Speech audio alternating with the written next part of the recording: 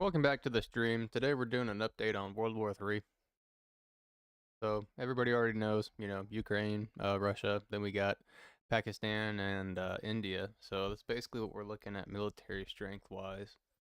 Pakistan's got 660,000 troops, and then this is active too, not even counting their equivalent to like the National Guard.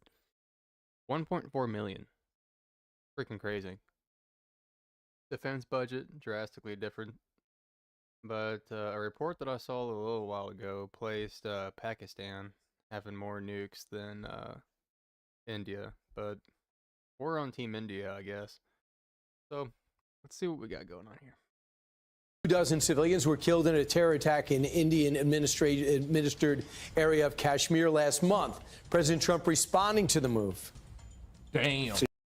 Then to Kashmir last month. We were walking in the doors of the Oval. Let's start from Pakistan after more than Fox News alert India launching military strikes into Pakistan after more than 2 dozen civilians were killed in a terror attack in Indian administered area of Kashmir last month. President Trump responding to the move. Damn. It's a shame we just heard about it just as we were walking in the doors of the Oval. India launched a strike against Pakistan. Trump on India's strike in Pakistan is a shame. I just heard about it. I guess people knew something was going to happen based on a little bit of the past. They've been fighting for a long time. They've been fighting for many, many decades. Centuries, actually. And centuries, actually. Yeah. If you Centuries, there we go, yeah.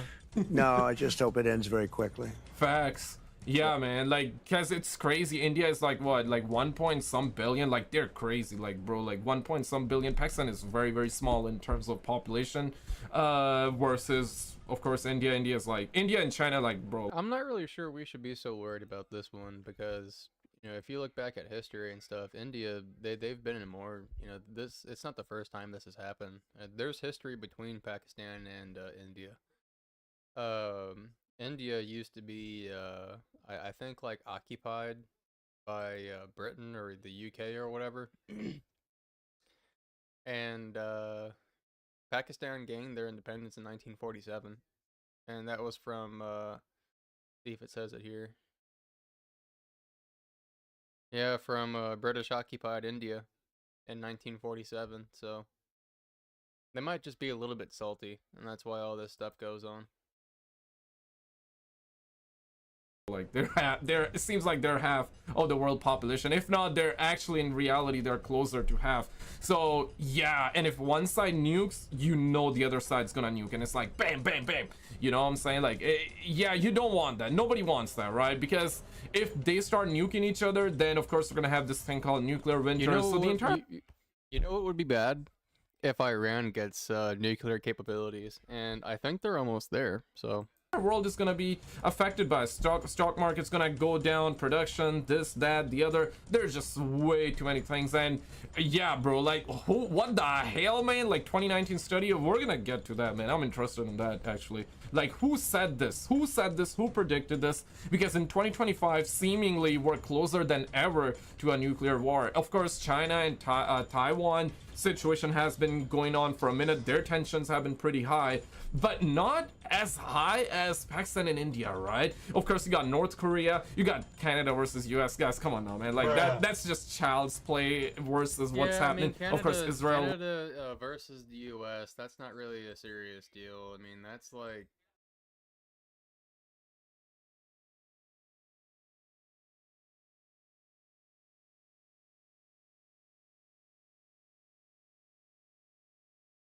that's mostly just because of trade and stuff. Oh, that's a comparison on... Yeah, don't care about that. Versus Gaza situation. You got Russia versus Ukraine. That has been ongoing. So it's like so many countries internationally has been fighting, and then it's like, US is gonna pick a side. I'm sure you guys are also gonna pick a side as well. So countries gonna be picking a side, and this is how one thing leads to another, and then bam, bam, bam, escalations happen, and all of a sudden you got your side. Your country has your, they pick their side. Every country pick their side, and then bam, we jump into a world war situation. So, and that's how like WW2 was, World War I was, World War II was, right? So it's a Yeah, crazy times to be alive, man. Like, I'm just trying to play GTA 6. I'm just trying to chase my dreams, just trying to do push-ups, just trying to drink water, stay healthy. Like, you know, people generally say, and like invest, you know, they say that invest for the long term, you make the money and all that. That's what I've been trying to do, man. Like, simple as that. But situation be unfolding after unfolding, and they have been unfolding for a minute, but roll it. But why did the Indians do it? Why strike inside Pakistan when they only needed to strike, for the sake of credibility, the bases in Kashmir itself? Because they want to up the ante a little bit to show that they take those attacks of the 22nd of April very, very seriously. And what this is all about. And of course, bro, like Pakistan's gonna respond, bro. Like they're gonna retaliate as well, because yeah, India like actually strike within, so they're gonna strike, and it's gonna be really interesting, right? It's crazy that it is like that, but yeah, seemingly Pakistan is gonna respond a little bit bigger, and then India's gonna respond bigger. Then, you know, just like how things started happening with Ukraine and Russia, right? So like one side attacks, then the other side, bam, bam, bam, it gets bigger and bigger and bigger. But yeah, let's let me hope know like in nobody the comments. uses. Do you think that we're in World War III? Because it is the Israel versus Palestine, you know, Hamas, whatever. Then you got Russia versus the Ukraine. Now India versus Pakistan. Uses nukes, but just tit-for-tat strikes. The Pakistanis have said, well, we will strike back at a time and place of our choosing, and that will happen, we guess, in the next few days. It sounds like playground politics. It's a schlong measuring contest. Cannot say the other word on YouTube, man. Grown-up version of that playground politics is that both sides are trying to re-establish deterrence. They're trying to make it clear to the other side that we will hurt you, and if you do this again, we'll hurt you even more, so don't do it again. Yeah, that's what it is. That's the message. That's the grown-up version. But, of course, deterrence is incredibly perceptual. Deterrence is what the other side feels deterred by. So the... Okay, check this one out. So shout out to Tim Cast. Roll it. This story from Economic Times. India Times. India-Pakistan war, chilling 2019 study had predicted a nuclear war in 2025 and what could happen. They said the tensions between India and Pakistan have sharply escalated. We get it. This is all happening right now in Jammu and Kashmir's Pahalgam last month. I'm pronouncing it wrong. They say researchers theorized that a major terror attack, initially imagined as an assault on the Indian parliament, would provoke India to mobilize troops. You know what? Like, the craziest thing is that Simpsons, right? People always say predictive programming, right? Yeah. This now it seems it's like part of it, because the terror attack happened within like India's occupied area of Kashmir, right? And it's crazy because like, so that happened within the bounds of Indian army was all over that area. So you're telling me that... Okay, so the researchers so this is what he's pointing at. Let's see. The researchers theorized that a major terrorist attack, initially imagined as an assault on the Indian parliament, would provoke India to mobilize troops along the line of control, prompting Pakistan to respond in kind. As tension boiled over, skirmishes and casualties on both sides would lead to a rapid escalation. They could not detect it? Yeah, right? It's a little suspect, though. So it happened, and they were all around. The Indian army was all around, but it still happened. So it's kind of suspect. And I mean, the researchers... I'm interested in this part, okay? Was this said back in 2019, or this is like latest? Because of course this is what happened, but I mean, it does not take a scientist, a genius to, yeah, predict this one. Of course, like something like this would happen, and then the other country's like, okay, you know what? Now it's our time to actually attack, and the other country's like, gonna respond. Wait. So up here it says, amid this volatile backdrop, a 2019 research paper published by can't pronounce that, is drawing renewed attention. The study eerily predicted a nuclear conflict between India and Pakistan in the year 2025, sparked by a high casualty terror attack. Okay, so look, hold on a second. Let me go back. See, how did this even start? Oh, this is the Ukraine. Wrong one. Okay, so a deadly pew-pew attack on tourists, and India blames Pakistan. So, yeah. This article, oh man, on this and that, the other. But it's crazy. If this one was predicted back in 2019, damn, I mean, it does say a 2019 research paper published. Holy, that is wild. Predictive programming or what, guys? Like, what we thinking?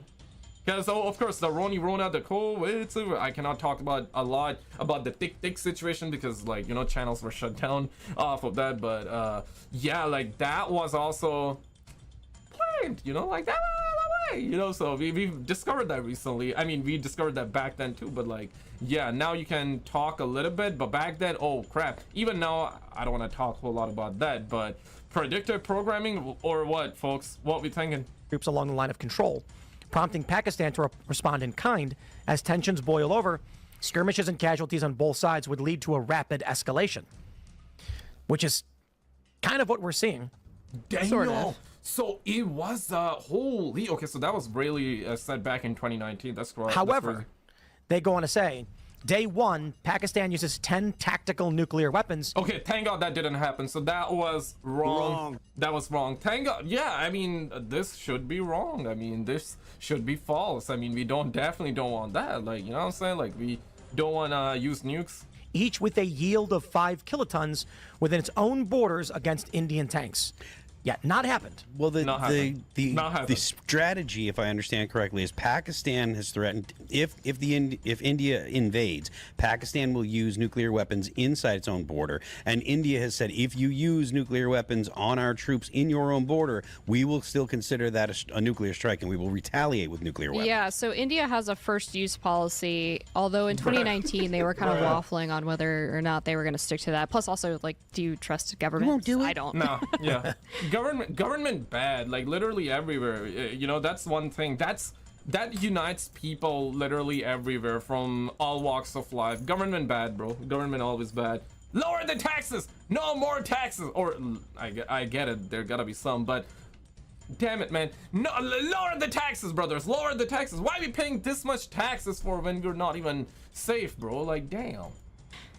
Well, to be fair, it says, according to the study, once Indian forces begin advancing into Pakistani territory, Pakistan's generals, fearing a conventional defeat, resort to nuclear weapons. Yeah. They say by day 2, Pakistan launches 15 more tactical nukes. In response, India uses 20 strategic nuclear airbursts, targeting Pakistani military installations and nuclear depots.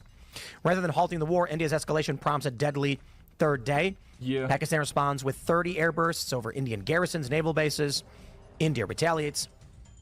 Global. Yeah, it's like, okay, if one country strikes, the other country gotta respond with something bigger, right? And then they gotta respond something bigger. So it's like every strike gets bigger and bigger, and that's where it escalates to some crazy, right? Man, listen, bro. Like, yo, hit him up with a Fortnite 2, bro. Bruh. Let him play a game like Fortnite 2 that is exclusive to presidents, and yeah, do a battle royale. Let's see who wins King of the Hill. Bruh. Let's see who wins the battle royale. Let's see who wins, right? How many countries are there? Last time I checked, 220, 219, some, yeah, like sometimes you got new countries, sometimes countries are actually deleting and all that, which is crazy, but like, you know, so how many countries are there? I'm gonna Google, but you know what? Let's have like all the presidents, all the governors, all the prime ministers, and everybody in between, and let them play Call of Duty style game. Maybe, you know, Activision can make a game just dedicated just for the presidents. And yeah, nuke each other in the game, bro. Nuke each other in the game, bro. Yeah, absolutely. You know, like, damn, bro. Like, easy, bro. Simple. Case closed. Simple. Fallout.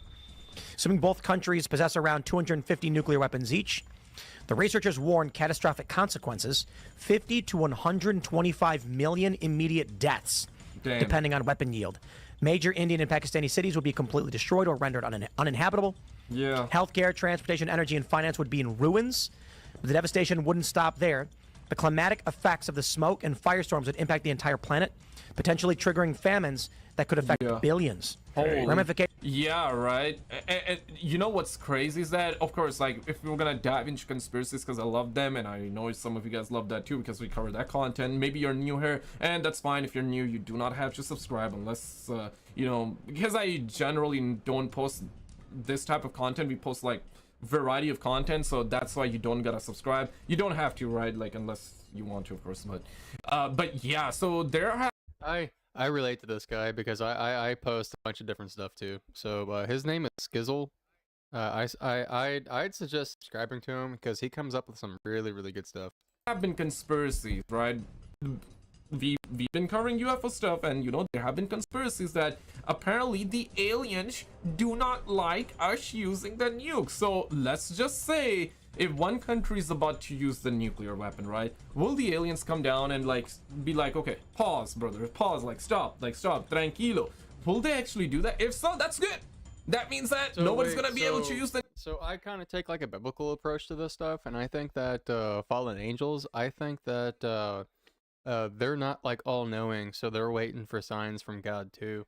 So I think that right when we started dropping nukes, I don't think aliens are real. I think that they're fallen angels, and I think that they noticed that, and ever since then they've been thinking that it was their time. You know, like the 7-year tribulation, because they're in a war with us. So I'm thinking that they think that this is their time to start doing all of their signs and wonders.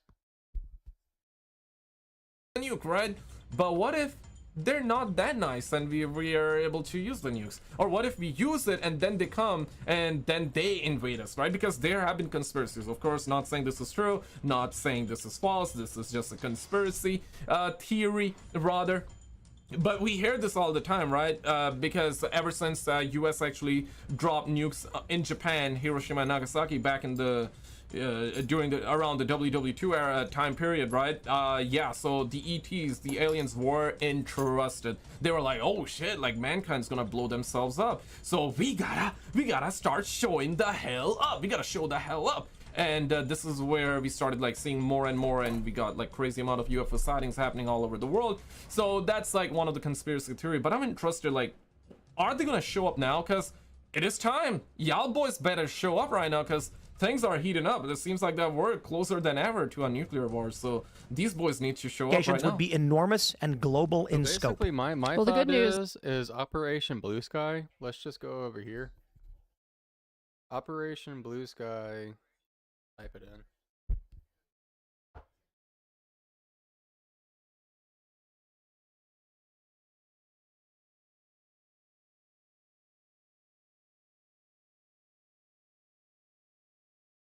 Okay, oh. That's not what I was thinking about.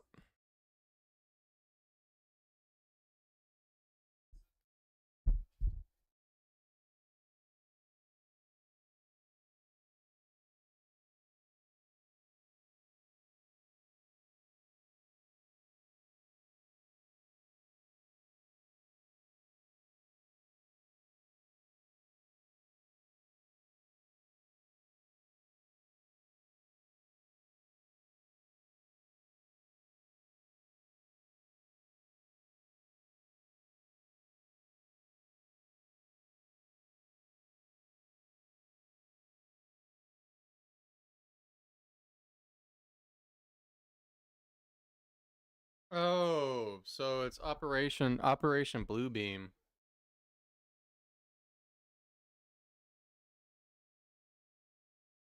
So the classified military operation is Operation Bluebeam. This conspiracy theory suggests that the U.S. government or other entities would use advanced technologies such as holograms and projectors to simulate a fake alien invasion or a second coming of Christ to manipulate and control the population. So that's basically, yeah. Is although this there's still a lot of nukes that the two countries have. It's not 250 apiece. According to the Arms Control Association, India has 172 and Pakistan has 170 for a total of 342. So not quite, we're not quite at the level that the study predicted, which is good news. I mean, if they you know, lit off 200 nukes between the two of them, it would still be very bad. No, I am in agreement with that. I'm just saying it's gonna be over, lady. Like, yeah, it's over. I mean, because look,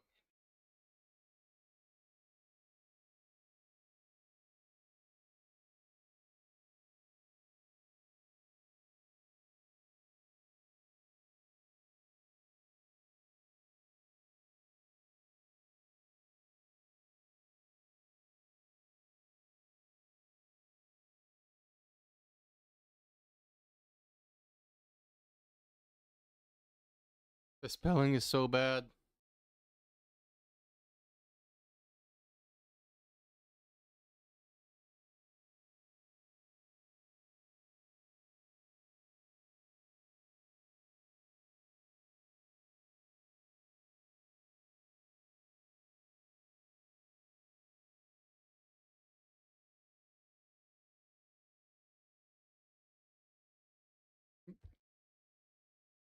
Yeah, so basically we'd be worried about fallout. And then where they live, Pakistan and India, that would be unlivable. Doing the most woman thing ever, man. You're crazy. Man, love the women out there. Love the ladies that are watching this video. Y'all are queens. Y'all the queens. Just a joke. Don't take it too seriously, okay? Men do dumb things all the time. I guess, like, this entire war, like, you know, it's like men showing who got the biggest schlong, okay? So men doing the men thing ever, right? Bruh. Here you go. That's men jokes for the ladies out there, okay? Gotta keep both parties happy sometimes, okay? The study maybe is not as No, it says both countries possess 250. I think they mean in total. Oh, together. But it says each. 250 each. Oh, you're right. Yeah. I am incorrect. Because I'm looking at the numbers and I'm like, basically. That's conflicting with what I got.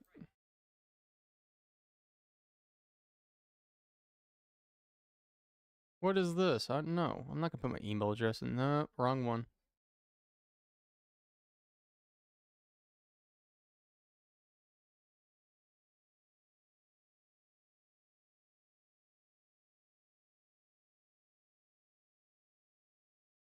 Yeah. So India, according to AP, India has 180 nukes and Pakistan has 170.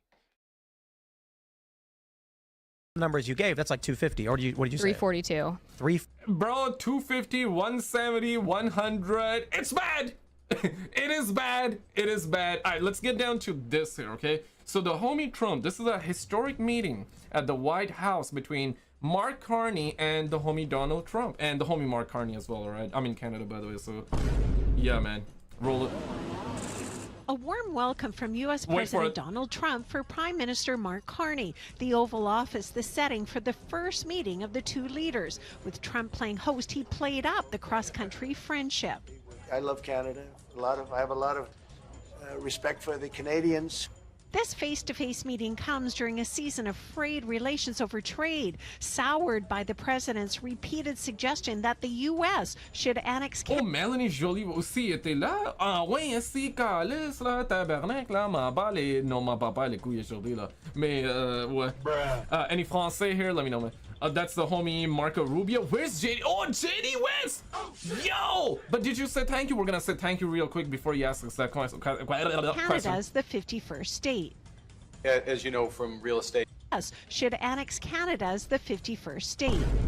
As you know from real estate, there are some places that are never for sale. That's true. We're sitting in one right now. Yeah. You know, Buckingham Palace. No. You visited as well. No, we protect Canada, so. That's true. And having met with the owners of Canada over the course of the campaign last several months, it's not for sale, won't be for sale ever. Canada is stepping up the... Not in 2 years from now or something like that. Oh, man. No, honestly, like, Canada is not for sale. Canada is not for sale. It's not for sale. But what I'm saying is that, yo, like, I'm just saying, bro, like, Canada and US, bro, together, bro, I'm just saying, man, like, it's gonna be crazy good. I'm just saying, bro. I'm just saying. All right, Canada and US, one country, bro. Or not one country, but like Canada is Canada, but like we can come together as one, and no more tariffs, no more work visa required for both sides. Okay, no more tariffs. And there are of course other opportunities and other aspects where we can come and unite. Canada should definitely be a country. Bro, I'm just saying, man, Canada, US, bro. Oh, wait, no, sorry. Good. Canada should definitely become a state, not a country, a state. It could have been amazing. It can be amazing. Military participation, because Canada is stepping up the military participation, because Mark knew, you know, they were low, and now they're stepping it up, and that's a very important thing. But never say never. Never say never. Never say never. Never say. I think he was very careful. I think he... Yo, did Mark also said never say never? Yo! Because I know a lot of people voted for him here in Canada because they thought the homie Pierre Poilievre was gonna sell Canada out, and people wanted to vote for him initially, but then ended up voting for Mark Carney because of the fears of, you know, Canada-US annexation, the homie Trump this, that, homie Trump bad, Orange Man bad, this, that, the other. And now, did he really said that? Yeah, never say never. Yo, that is crazy! Because Mark knew, you know, they were low, and now they're stepping it up, and that's a very important thing. But never say never. Never say never. I think it was. Yo, he said that! He said that! He said that! He said never say never! Yo, I'm telling y'all, man, he may change his mind later on, and he may sell Canada to the US, man. Oh, yeah, right? You never know, man. You never know, bro. Like, that is crazy. But, of course, they're joking around, and I'm joking around, too, bro. He was very careful. I think he was trying his best to make that positive first introduction. This political science instructor says Carney navigated difficult waters with the U.S. president. Why does he walk like he's about to nuke a country? Yo, crazy walk, man. With this president, it's so vitally important that this personal relationship be started on the right foot. So far, I think he's off to a decent start. Watching closely in the halls of the legislature were NDP ministers who, for the most part, liked what they saw from the Oval Office. Well, I think, quite frankly, the Prime Minister did a very good job of walking a very fine line and making it clear that Canadians have spoken, and never is never, and his message was pretty clear. Oh, never is never. Oh. But no, I felt like that he said never say never. I mean, Trump said never say never, but okay, so it's hard to say whether Carney said never is never or never say never. Big difference there, folks. I hope he said never say never, because I'm just saying, man, Canada-US could be crazy, bro. It could be crazy, man. I was just catching up on the video footage from the meeting. I think but it's not going to happen, Minister held himself well there. I think what British Columbians, Canadians really are going to want to know is what happens in that room once the final discussion happens. But Trump did tell reporters during the meeting he had no plans to change his mind on tariffs. Is there anything he could say to you in the course of your meetings with him today that would get you to lift tariffs on Canada? No. Why not? Just the way it is. Until today, Trump's participation at the G7 Leaders Summit in Alberta in June was a question mark. Today, Carney confirmed it's happening, overall describing the meeting as constructive. We have a lot more work to do. I'm not trying to suggest at any respect that we can have one meeting and everything's changed, but now we are engaged and very fully engaged. Okay. Carney says he did press Trump to remove the tariffs on Canadian goods, and he's working to convince Americans that tariffs are bad for the U.S. economy as well. Yeah, it is bad for everybody, but did you see this video though? If not, click on this video on the screen, because apparently a massive UFO crash, and it was also seen, a UFO was, we have the Area 51 clip as well. Check it out, and I'll see you right there.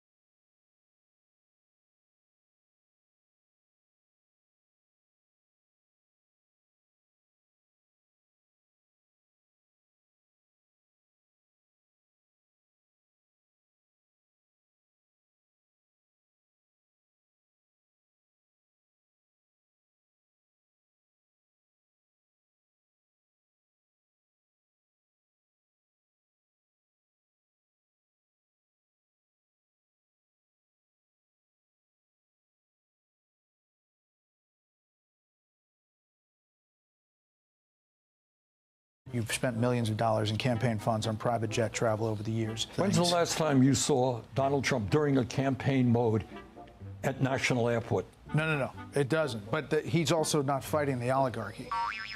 No. Republicans have a lot of running room. And one of the reasons they have a lot of running room is because the Democrats continue to be insane. I don't just mean they're insane in terms of their policy preferences, although many of those policy preferences are quite crazy. I mean, culturally speaking, the Democrats seem determined to do ridiculous things. People on the left in big cities continue to push ridiculous policies, imagery that is going to make them more unpopular, which gives Republicans a lot of running room. The latest sort of bizarre example, but it's symptomatic of a broader imagistic crisis inside the Democratic Party, comes courtesy of Times Square. So there is a brand new statue in Times Square. It's 12 feet tall. It is titled Grounded in the Stars by an artist named Thomas J. Price. What is this 12-foot tall statue that is grounded in the stars? Well, it appears to be a slightly to moderately overweight black woman wearing jeans that are too tight for her, a T-shirt that she got at Walmart, and staring angrily at the cashier at CVS. That's what it is. There's nothing about this that is aspirational. There's nothing about this that is inspiring. This person is completely anonymous. We have no idea what makes her a hero or heroine. Apparently, just being kind of grumpy in front of a TSA agent is enough to make you one of the heroes of American society. The statue was meant to be a stark contrast to two other statues in Duffy Square of Father Francis Duffy and George M. Cohan. George M. Cohan's statue, of course, is a tribute to the founder of the Great White Way, Broadway, George M. Cohan. And Father Duffy was a Canadian-American soldier, a Catholic priest, and a military chaplain who served in the 69th Infantry Regiment. And he served on the Western Front in France during World War I. So Duffy Square is named for him. So these are actual, kind of heroic and world-changing figures. And this is meant to be a contrast because this person is just a person who might need a dose of Ozempic and apparently is kind of frumpy and mad and uninspiring.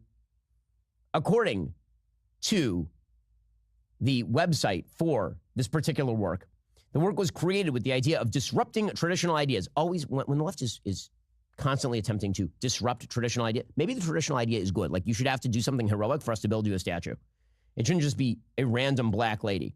Although I do understand that for the left, the basic idea is that every hero of the past is actually a villain, and the only person who you could put up a statue to is a person who's completely anonymous, has no background, no bad social media posts, and never did anything.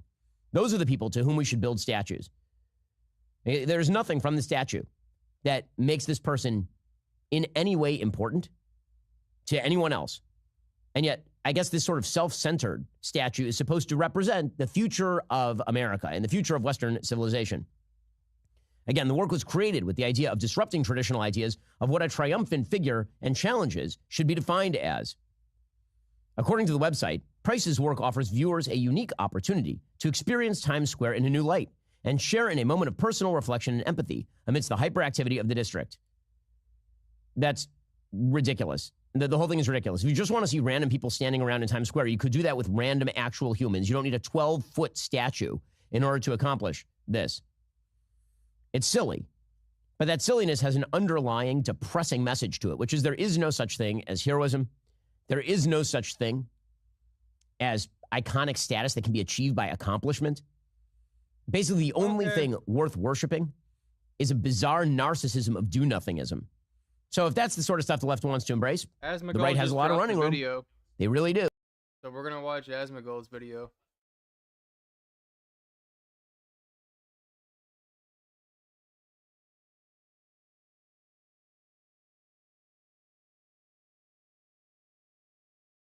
So this happened just a few hours ago. Take a look at this.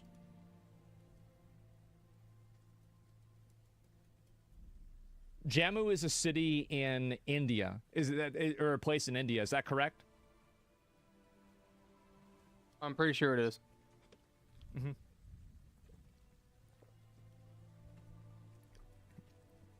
Yeah, Jammu and Kashmir both. Okay, it's a state. Oh, I didn't know that. So these are all drones that are being shot down? There's no audio for this either. Oh, wow. Look at them all. Jammu raid under attack by Pakistani drones.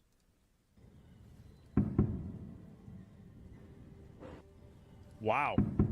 Somebody said they're doing something now?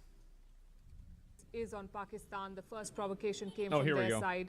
India gave a measured, focused and non-escalatory response targeting only terrorist strikes in Operation Sindoor, not Pakistani military installations, not Pakistani civilian facilities, only terrorist training camps, the big ones being Bahawalpur and Muridke, the headquarters of Lashkar-e-Toiba and Jaish-e-Mohammed.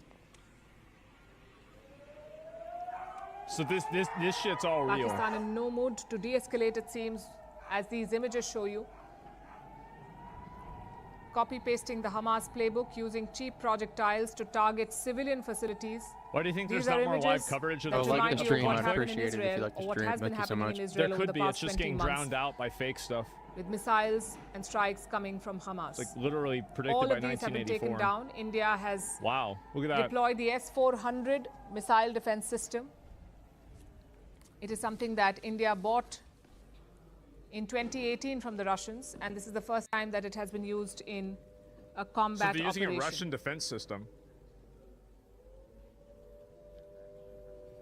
And these are all drones that are coming in and attacking India? The reason why India is using a Russian defense system is because India gets weapons and military support from Russia. So if all this pops off, it could be kind of weird because Russia has an alliance with India, and we also have an alliance with India, and we have a trade agreement with India too. So we could be on the same side as Russia again. We've seen drills in the past 2 days, mock drills, blackout drills, and efforts to prepare the civilian population to respond to situations like these. Wow. And there's a blackout in place to ensure that the enemy cannot specifically target some areas. And here's, I don't mean to pause it so much, but here's where it could get serious too, because China could retaliate against India as well, because India is about to replace China. Huh. So they don't even, they turn the power off themselves. The pictures from Jammu, the airport was one of the intended targets, the civilian airport. All those attacks have been foiled. That is what security forces are telling us. Is this Pakistan attacking India? Yes, it is.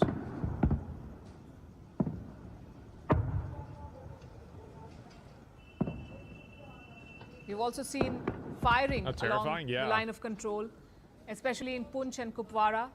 India has seen multiple civilian casualties in Pakistani shelling and firing that has been going on for the past few days. Although India has taken care to avoid civilian casualties on the other side. Images from Bikaner, another border district in Rajasthan. Emergency meetings have been on in all these states, with chief ministers and security officials taking stock of the situation and ensuring that all measures are in place to avoid untoward incidents. So they have it blacked out so they can't figure out where to Better attack. on the side of caution in situations like these, and Indian authorities are on the job. How long do you think it'll last? We are bringing you the latest of the Pakistani attack on multiple locations in India. No damage has been reported, no damage to life or property as of now, but debris of the Pakistani projectiles is being collected and those areas are being sealed off. This is Amritsar in Punjab. So it's all for nothing? To the Golden Temple. In fact, in the many strikes that we've seen from the Pakistani side, a Gurudwara was also one of the intended targets. Okay. That the Indian agencies successfully managed India's attacking back to foil. Well, we'll see if that's happening. Stop spamming that. You've typed it like 5 times.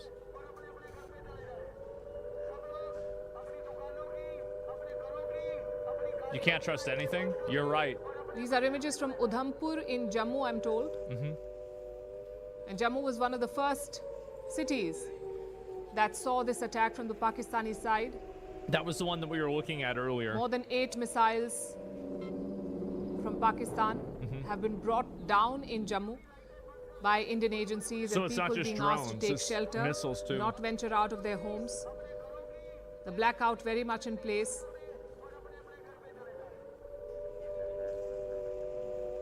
Airports across the country asked to enhance security measures.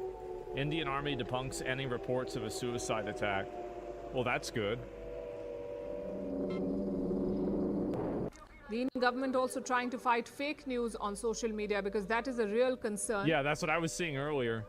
In fact, the government has issued orders, executive orders, to social media platform X to block more than 8,000 accounts in India, subject to potential penalties, including significant fines and imprisonment of the company's local employees. So this is a very, very strict and stern order to X. Good.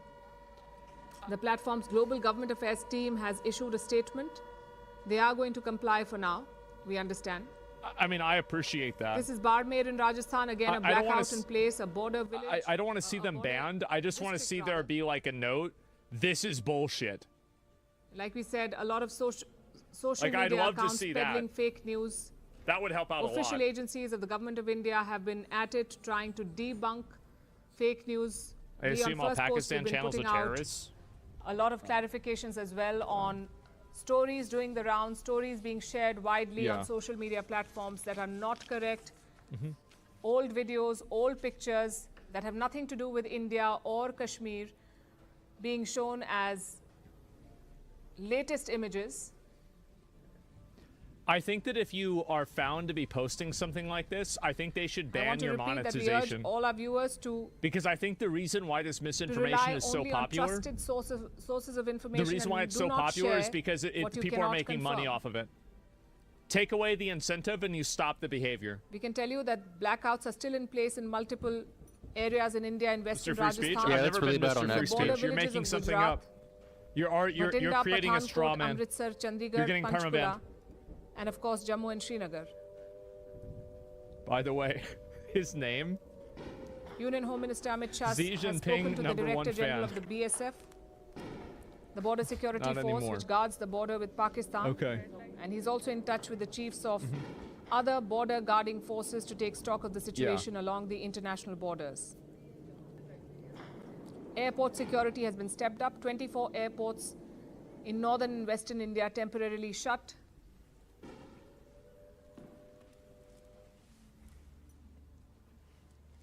India temporarily shuts down 24 airports. Holy fuck, This man. Look at all this. It's an evolving situation. We are keeping track of Pakistani action on multiple locations in India, and also what India is doing in terms of retaliation. Strikes reported in Lahore, Islamabad, It has to be fake. They take the lights off the drones, right? and Rawalpindi. I don't know.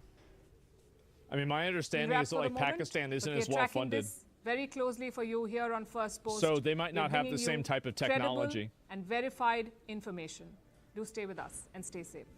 Yeah, I don't know.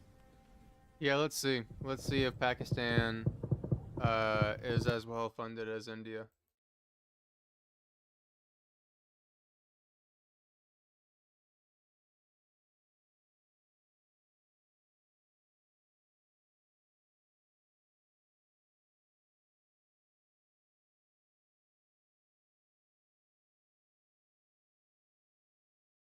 Okay, so yeah, basically they are.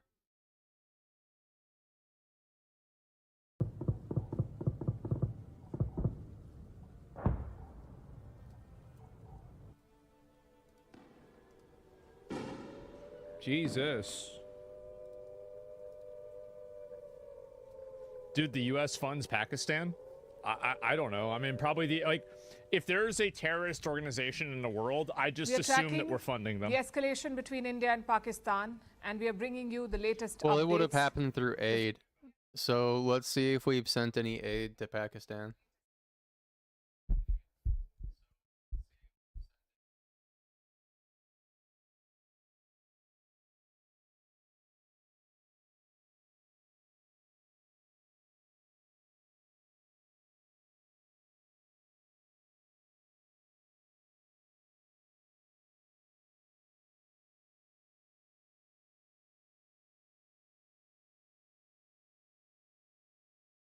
Okay, so yeah, we've sent military aid to Pakistan, economic aid, humanitarian assistance, and strategic partnership. Before I tell you what is happening, I must say this.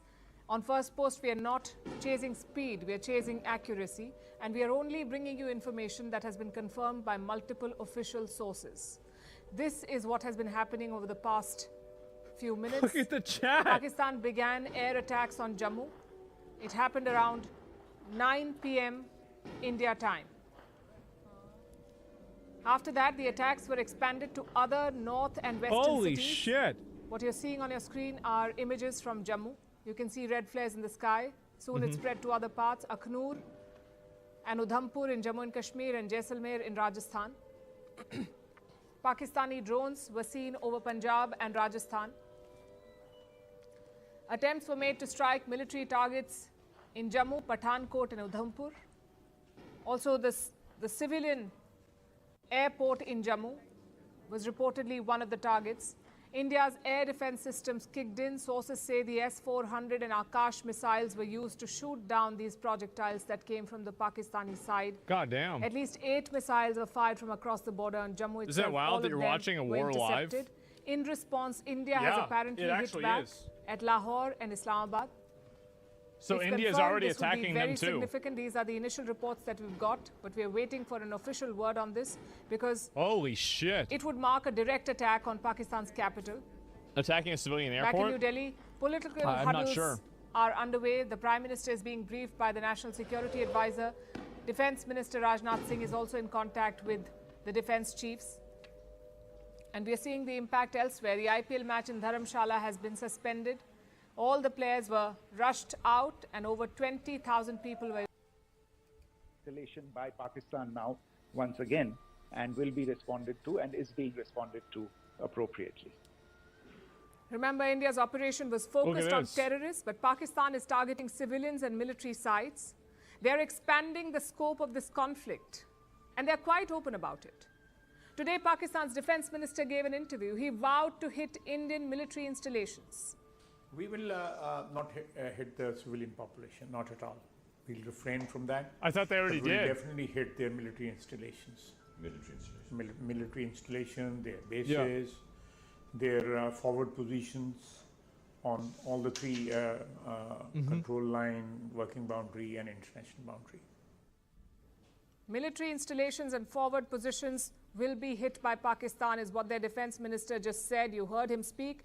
And yet we showed you visuals from Jammu just a short while back where Pakistan targeted civilian installations. They targeted Jammu city and surrounding areas and they targeted the civilian airport in Jammu. This is the situation in Jammu as we speak, coming under attack from Pakistani projectiles, all of which have been shot down. I mean, it doesn't look like a military installation to me. A blackout, as you can see, is in place. S-400 defense systems are in action, foiling the attack from Pakistan. Search for Poonch. It's a civilian place that got attacked. Yeah, I know. And that's not all. 16 civilians have been killed along the line of control. You want content? Their houses were riddled with Pakistani bullets. You mean context? Yet the defense minister claims that civilian population will not be targeted. The images on your screen are proof of the lies that Pakistan is peddling. I hope the world is taking note of all of this. It is not India that is expanding and escalating this conflict. This is my first opinion on this, is that there's a good chance that there could be a paramilitary terrorist organization that is in Pakistan that's taking advantage of this conflict, that's attacking civilians at the same time. That could make it look like it's the Pakistani military. And this is, again, just me being a skeptical person. I'm not saying this is what's happening, but it's important to keep an open mind. You see what I'm saying? It's highly possible. Because, like, if I was them, wouldn't that be what you would do? If you were a terrorist organization? Well, yeah, I would do that. For sure. Because that way you can escalate the war. Back to the situation in and Jammu that's their and Kashmir. A short while back, Pakistan began airstrikes on the region. Swarms of drones and missiles were seen over the skies. Air raid sirens were ringing in different areas. First, Pakistan targeted locations in Jammu. Then the attack shifted to Srinagar. In response, India activated its air defense system. Sources say all the drones were shot down using India's air defense guns. We'll see if there's any more on here, too. Yeah, we haven't even had a chance to talk about the Pope yet. Holy shit. Yeah, bro, nobody's even... This is crazy. Nobody's even talking about this. How is nobody talking about this? This is crazy. India is on its toes. The way the situation is evolving, the Indian military is keeping its guard up. Pakistan is threatening retaliatory strikes. The armed forces are preparing for it. They're not taking any chances across land, air, and sea. The defenses are up. The Pope, yes, yeah, multi-layered air defense systems have been activated. Combat air patrols are underway. Frontline fighter jets are airborne, and several Indian warships have been deployed. What the fuck? They have been moved to the Arabian Sea. Infantry units along the border are stocked and fully mobilized. Even India's nuclear command is on high alert. This is the Strategic Forces Command. It is maintaining a high state of readiness, not to provoke further escalation, but as a precaution. After the Balakot operation in 2019, India's armed forces strengthened their defenses. Oh boy. They inducted new weapon systems. This is and some escalating of really them fast. Have been in action today. Yeah, I bet like the it is. Russian-made S-400 missile systems. This is a versatile defense system. It Give can me 1 track second, and I need to use the destroy bathroom. bombers, fighters, drones, and ballistic missiles. Even those which are as far away as 400 kilometers. The S-400 was fully integrated into India's air command and control grid. This grid is automated. It is designed to defend the Indian skies. It has a wide range of weapon systems, including the S-400, and the Indian command and control grid is ready to respond. That's the military preparedness. The government, meanwhile, is covering all the bases. Prime Minister Modi chaired a special meeting today. He met with secretaries from various union ministries. The Prime Minister reviewed national preparedness. He went through detailed plans to ensure that all essential systems are up and running, especially those for emergency response and communication. In fact, special measures have been put in place. Multiple airports have been shut as a precaution. Over 24 airports have suspended commercial operations in India. Most of them are in northern India. They're close to key Air Force bases. Over 400 flights have been cancelled so far. That's around 3% of India's daily flight traffic. Airspace restrictions are in place. So if you're planning to travel, do check your flight status and brace for delays, cancellations, and rescheduled flights. Yesterday, mock drills were carried out across India in 244 districts, which were deemed to be high risk. It was the largest such exercise since the 1971 war. It involved air raid sirens, blackouts, rehearsals, evacuation drills, and public training sessions. This mock drill was designed for precisely such a moment. Pakistan has raised the threat levels. There is every chance of an escalation. Today, S. Jaishankar warned Pakistan. He's India's External Affairs Minister, Dr. S. Jaishankar. He said that there will be a firm response if Pakistan attempted another attack. Our response I feel like was targeted and measured. It is not our intention to escalate the situation. However, if there are military attacks on us, there should be no doubt that it will be met with a very, very firm response. Defense Minister Rajnath Singh echoed those words. He met leaders from various political parties today. He briefed them about Operation Sindoor. He said the operation is not over yet and that India does not want an escalation. Reports say that he also shared a casualty count. Around 100 terrorists in Pakistan could have been neutralized. Wow. By India's precision strikes yesterday, 100. Great. That number is not confirmed, though. The defense minister also added that the situation is How sensitive. many civilians? Later in the day, he gave another public statement. We've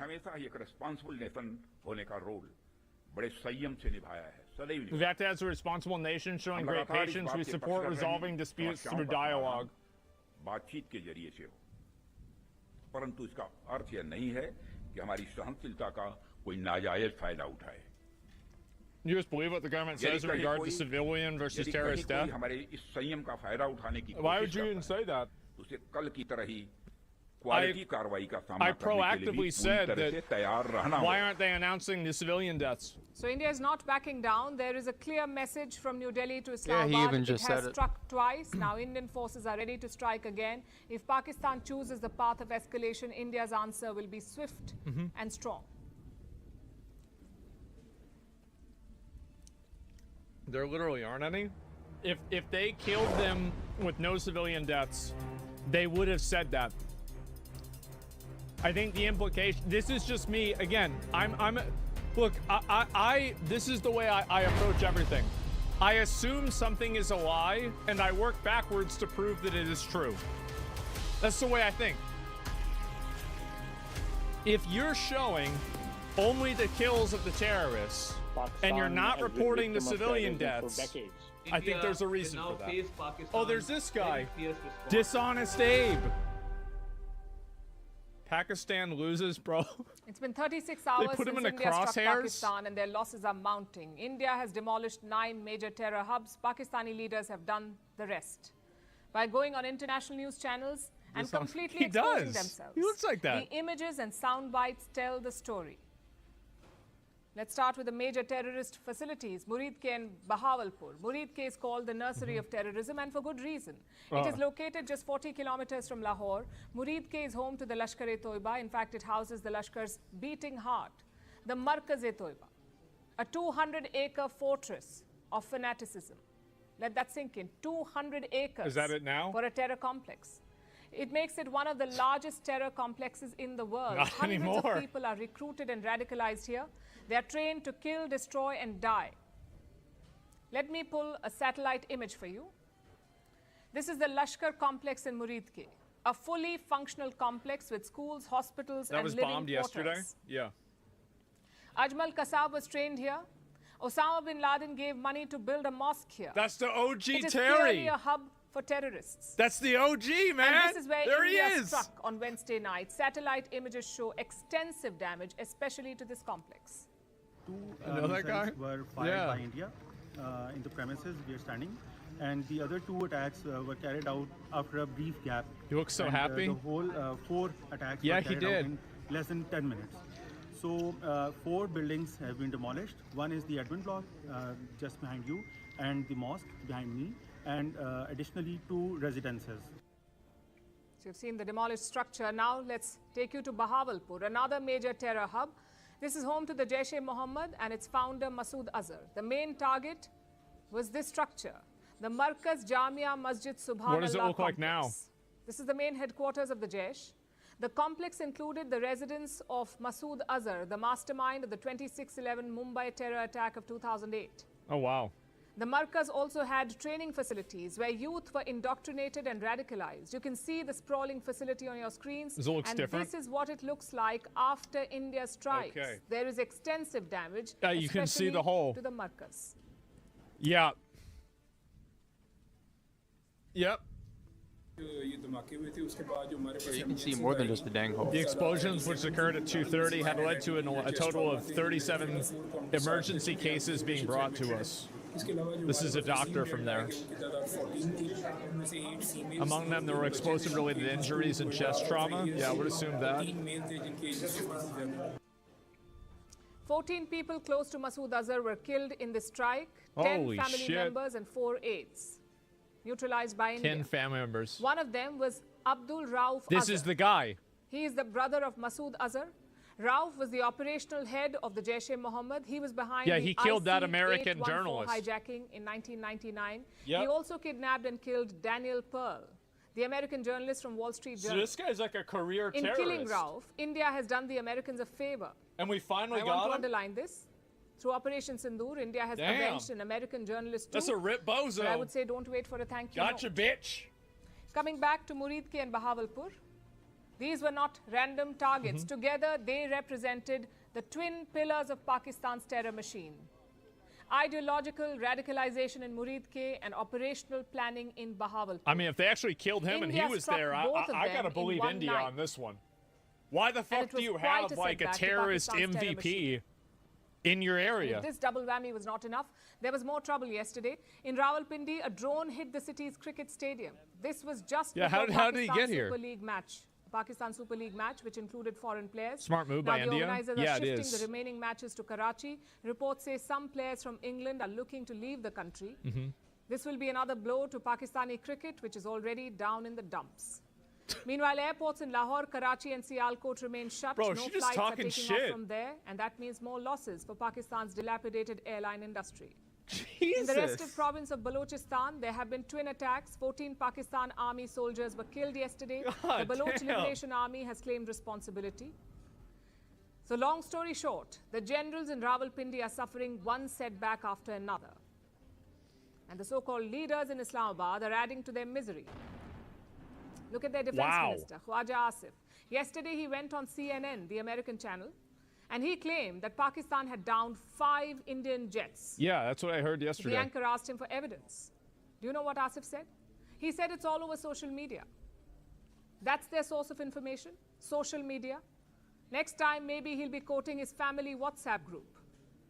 And this is Pakistan's defense minister. Unfortunately for them, there are more such specimens.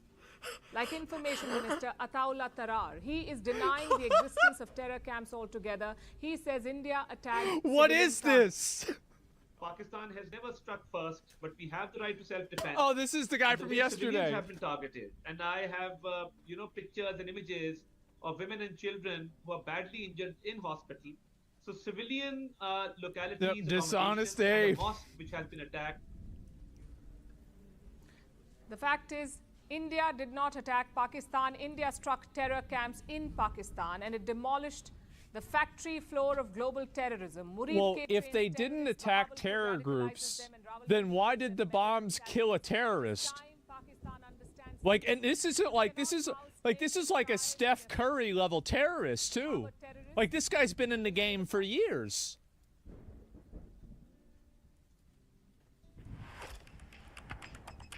I mean, yeah, like, how is it? How did this happen?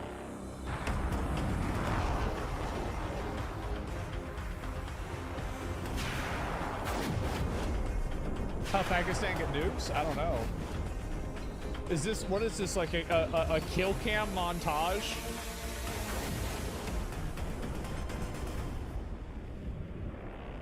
Oh, God. By now, the world knows about India's Operation Sindoor. A bold message was sent to Pakistan. Terrorism will not be tolerated. Multiple terror sites were hit. Some of them were deep inside Pakistan. So what made these strikes so precise and so devastating? Let me break it down for you. 9 terror sites were targeted by India, 5 in Pakistan-occupied Kashmir or POK, and the others were in Pakistan's Punjab. But the 2 main strikes were on Murid Ke and Bahawalpur. I have to admit, you give too much effort to the videos, yeah. In Murid Ke, the headquarters of Lashkar-e-Toiba was hit. In Bahawalpur, the headquarters of Jaish-e-Mohammed was taken out. So what did India use to carry out this operation? So there's multiple... First, let's talk about the Air Force. There's multiple Terry MVPs here? They were at the heart of this mission.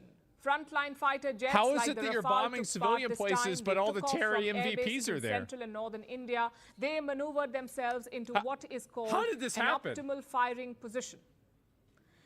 Then they launched long-range missiles. They got 2 OGs? Mainly the Scalp. No, apparently it was 3. Let me tell you about this missile. The Scalp can penetrate hardened bunkers and command posts. And this missile is stealthy.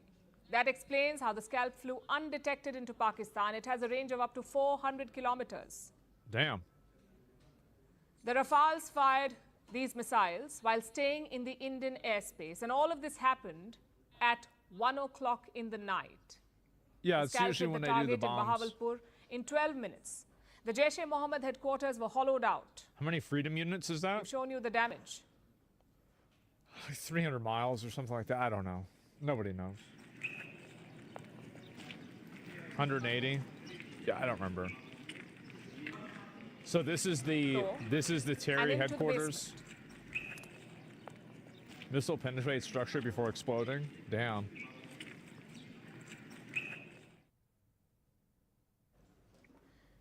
These images show what the Scalp has achieved, what it's capable of. Now let's look at some of the other weapons that were used, like the hammer. And I'm not talking about the household tool. This one is an acronym. HAMMER stands for Highly Agile Modular Munition Extended Range. HAMMER. Bro, this is so good. Think of it as a smart bomb, a bomb with a brain. Once it is launched, it can alter its path to reach the target. It is almost impossible to intercept. Oh my God. It has a range of up to 70 kilometers. And this bomb, too, was launched by Rafale jets, again from well within the Indian airspace. And it destroyed terror sites closer to India's border. So the Scalp missile and the Hammer bomb were the weapons of choice for the Air Force. Yeah. What about the Indian Army? They too were part of the Operation Sindoor. They struck the terror targets in POK, Pakistan-occupied Kashmir. With what? Suicide drones, particularly the Sky Striker. This is a loitering munition. It has a range of up to 100 kilometers. It can stay airborne for nearly 2 hours before crashing into the target. Damn. And it is quite hard to detect. But do you know the best part It was like of an the Amazon Sky Striker? package. This lethal drone is made in India by a weapons firm based in Bengaluru. This is Indian innovation at its finest, homegrown, precise, and deadly. The weapons so they we didn't just even told know you about this one. were a sample of the types of ammunition used. These were the tip of the sword. In the background was a silent force, electronic warfare units, Indian systems that jammed enemy radars, blinded Pakistan's tracking stations, and disrupted communication grids. The entire operation was a well-coordinated effort. The Indian armed forces worked together to achieve their objectives. But let's be clear, Operation Sindoor was not about weapons. It was about intent.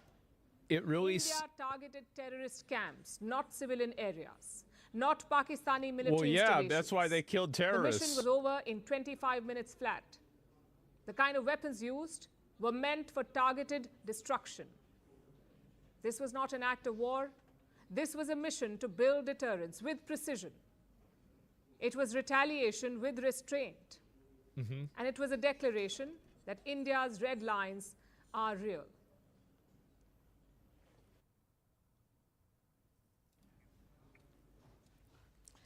India's strikes were tactical, but their impact is strategic. So how are they saying that these are civilian places if they keep killing terrorists? Today, the Sensex fell over How does this happen? This is a drop of 0.5%. The Sensex is an index. I mean, I don't know, man. The Nifty also ended lower, down. She's lying? You think the guy didn't die? He's actually alive the whole time? I don't know. Strong, but they lost steam as the day wore on. By afternoon, there was a fair Because terrorists hide and live in civilian spaces? Well, yeah, they do. That way it makes it look worse if you attack them. So basically what they do is, this is what it seems like they're doing at least, is that they're trying to hide in civilian spaces, use people as effective human shields. Yeah, they go basically out and target. Yeah, they do all of that. Then they play victim afterward. It's crazy, and people actually support them. Other civilians, and you can't go and attack them because then there's collateral damage. That's what it seems like's happening. It does. That's what it seemed like. I'm looking at this because it's like at the beginning, I didn't really trust the India, like, yeah, sure, right? Yo, we're only attacking terrorist organizations. But how is it that you just randomly blew up 3 OG Terries? How did this happen? Well, probably because it wasn't a civilian fucking area. Today, trading had to be paused in Karachi. That's what I fucking bet. Yeah, I mean, you just use a little bit of logic here, and there it is. Yeah, what a coincidence. Clearly a casualty of Operation Sindoor. India's strike is bleeding Pakistani stocks. Another index, the KSE 100, also crashed today. It fell by over 7,300 points. This is a drop of almost 7%. Since the Pahalgam attack, the KSE 100 has fallen by 13%. Jesus. And the KSE 30 is down by nearly 14%. Pakistani traders are waiting for tomorrow. That's when the IMF board is meeting. They will decide on Pakistan's bailout extension. Will they get more money? That decision comes tomorrow. So the markets are quite nervous. They're under immense pressure. Guess who's making the most of it? Pakistan's iron brother, China. Chinese defense companies are rallying. Some of them surged by double digits. And who are these winners? Avic Chengdu is one of them. Avic makes China's JF-17 and J-10C jets. Yesterday, its stock soared by 17%. Today, it rose by close to 20%. So taken together, that's a 36% People can't accept that. It'll expose their double standard with Israel. Avic has gained 53%. I don't know. Pakistan operates both of these jets, the JF-17 and the J-10C. And China supplies nearly 82% of Pakistan's arms. So while India and Pakistan face off, Beijing's defense sector is... So this seems like a really good, like, China's probably, this is great for China. If there's a full-blown war, Pakistan would need more weapons. Why are they standing there? And it has just one supply to turn to, which is China. So if Pakistan loses any equipment in conflict, Beijing will replenish it. Possibly quickly enough to keep the fight going. And this has nothing to do with product quality or innovation. This is purely about geopolitics. Investors are chasing the momentum. It may not last. This is at best a speculative spike. If India threatens Pakistan's existence, we will make sure no other country survives. So how long would it hold? That depends on how the border situation evolves. India and Pakistan stand. This guy seems like an asshole. Yeah, that's really freaking extreme. Why would you even say something like that? That's crazy. Pakistan Defense Minister, whatever the name is, Muhammad, threatens the whole world. If India. Wow.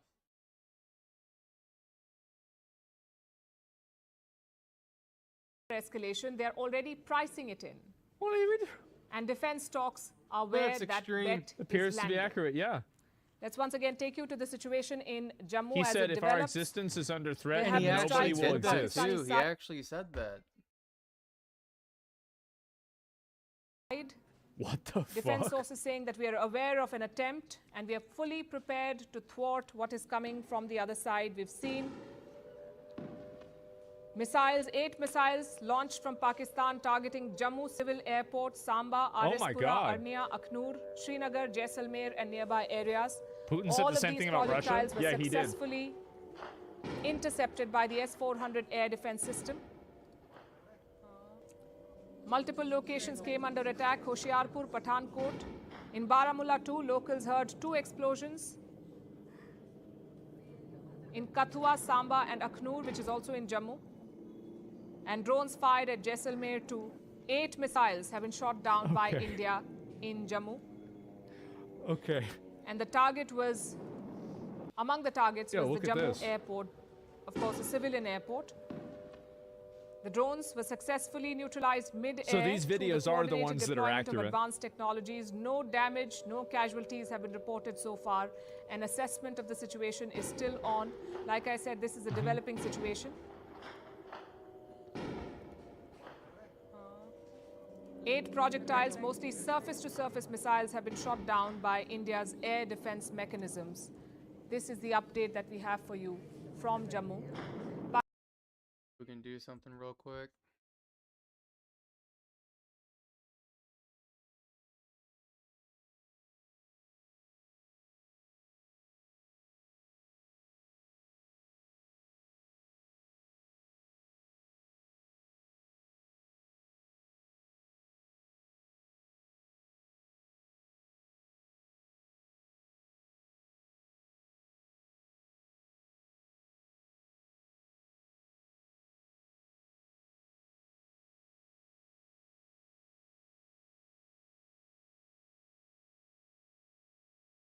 I think it's this one.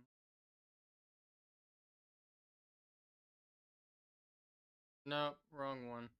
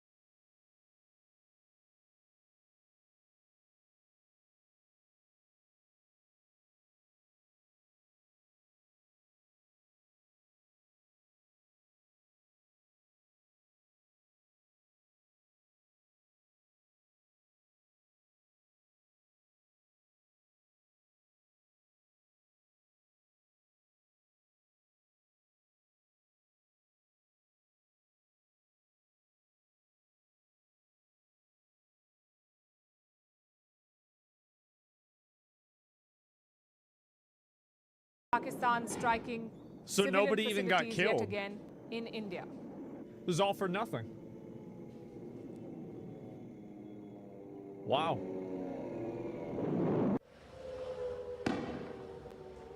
Yeah. What a waste of money. Yeah, for what? Took them down at 100% rate? Yeah. 16 killed on the borderline? Well, no, I'm saying about this area. God damn. Jammu and parts of Rajasthan, as you can see. The emergency response system is on. Civilian airports in a lot of these places have not been operational Islamabad as a precaution. targets Jammu airport? So they're trying to bomb a civilian and air airport? raid sirens being heard across Jammu and parts of Srinagar as well. We're waiting for more updates to come in. These are pictures that we have from Jaisalmer in Rajasthan. Funniest thing is probably all our tax money. It's actually China's tax money. Yeah, China has to pay for this one. From the looks of it, this isn't as much of our problem. To escalate. And our money. Oh, yeah, a little bit, right. 8 missiles from Pakistan directed.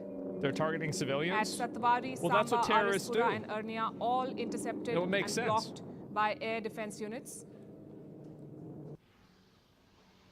And these images are eerily similar. Yeah, it doesn't make sense. It really doesn't make sense because they target civilians, okay? And then, oh, whoops, chat disappeared. They target civilians, and then, yeah, again, they play victim afterward. Hamas-style attacks on Israel. These are pictures from Akhnur, which also has a military base. Multiple cheap rockets have been used by Pakistan. The army operating and behaving like the Hamas terrorist organization. We'll bring you a report later on the show on how they've copy-pasted the Hamas playbook. This isn't gonna, oh God. You remember that last month the ISA and Hamas met in Pakistan. Oh no, are they gonna start supporting these guys too? A lot of similarities in how they operate since. Oh no. Oh no, God, no, not again. Free Pakistan, yeah, get ready.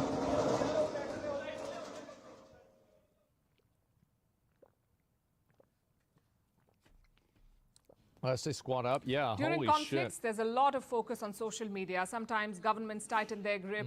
They may even curb internet access. In Pakistan, it's the opposite, though. For months now, Twitter or X had been shadow banned in Pakistan. Wait, really? Most users used a VPN to log on to X. But yesterday, they noticed a difference.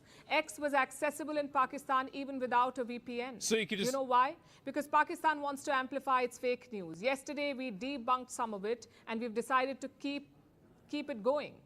Let me show you the first piece of Pakistani fake news. This picture claims to show a destroyed S-400 defense system. In reality, this is a picture from 2023. It shows an explosion in Moscow. Next, we have a video. This one supposedly shows slain Indian soldiers. Again, totally false. This video dates back to 2011, and it doesn't show slain Indian soldiers. It shows eliminated terrorists. Oh. I'll pull out another example for you. This picture is supposed to show a downed Indian drone. Yeah. Apparently somewhere in Gujranwala. Yeah, that's... Again, completely wrong, false. This is actually from the Russia-Ukraine war. The picture dates back to 2022. Oh, God. Another video claims to show an attack on the Amritsar air base. You can see a massive fire in the background. Yeah, yeah. But let me tell you, this is not Amritsar, nor is it an airstrike. This is actually the image of a wildfire in Chile. The same video was shared last year as well. Back then, it was supposedly showing So they got Pakistan out there writing fan fiction? So there's a clear pattern here. The same pictures, the same strategy, the same objective. The only difference is the theater. And we've got more examples for you. Well, a video that shows soldiers waving a white flag. Pakistani accounts say these are Indian soldiers waving white flags. The Indians are surrendering. Flag of surrender. Yeah. Why would the Indians surrender? In fact, it's the opposite. This video is from 2019. It shows Pakistani soldiers waving the white flag. Why? To recover bodies of their slain soldiers. I'll show you 2 more videos, both posted by the same account on X. Bro, this woman is a legend. The first one appears to show the aftermath of an attack. Oh you can my see God. Fires raging in between. You can also see some soldiers on the ground. The cooking caption them? says, scenes of India's destruction. This is crazy. Except Indian soldiers don't use this uniform Scenes anymore. of Indian's destruction. It is either old or it's fake. And here's the final video. It claims to show an Indian drone being shot down over Lahore. We searched this image on social media. It is at least 8 days old. And it doesn't show Indian drones or Lahore. This attack happened in Ukraine. These are just some of the examples on social media. Right now, it's a flood of misinformation. Some videos may be posted out of ignorance. Others may have a nefarious agenda. Whatever the reason, it is extremely dangerous. Such videos can spread panic. They can demoralize the armed forces. They absolutely are trying to spread misinformation. Of course they are. There are 3 things that we can do as a country that we must do. First of all, as users, we have a responsibility. Do not believe everything you see online. Only rely on trusted sources. And if you're unsure, either fact check it or ignore it. Most importantly, do not forward it. Secondly, the government needs to vigorously fact check. The Press Information Bureau is doing a fairly good job. If If need be, they should rope in more fact checkers, basically pump more resources into it, at least on a temporary basis. This needs to be challenged. Video from Indonesia. And finally, the government's communication is quite important. You see, misinformation spreads when there is a vacuum, when the government is silent. That's true. It seems that the government is aware of this. Overnight, social media was abuzz with hundreds of reports and videos. They claimed to show deadly attacks on Indian and Pakistani cities. So today, the government released a statement. Afterwards, they also briefed the media. Unlike yesterday, the Foreign Secretary also took questions today. Again, this is very important because only official information can keep misinformation at bay. Yeah. It's a delicate time for media houses too. We know the audience is eager for news and videos. But we can't just give you anything. On First Post, all our reports and images are verified. We source them from trusted news agencies and government departments. And for social media clips, we double-check with our sources. Even the Taliban are telling them to calm down? Can betray you. And that's what happened Wait, yesterday. what? You may remember. If you got the Taliban telling you to calm down, that's how you know you're extreme. Missile attack. It was widely played across news channels everywhere. And we got this clip from a reputed foreign news agency. Guys, but later, the same agency retracted it. In fact, multiple agencies offered this video and then retracted it later. They claimed that the source of the video was suspect. We have since tried to remove that content from our videos, but it shows you what the challenge is. Oh, we saw that yesterday. Everyone must be vigilant. If you're not an expert, even more so. That's me. Here at First Post, we will always try to do that. We won't just get you the news, we will get you the accurate news. Holy shit.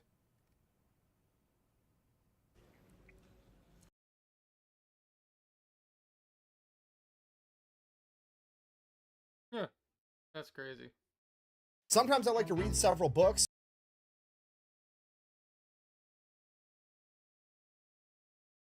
You've spent millions of dollars in campaign funds on private jet travel over the years.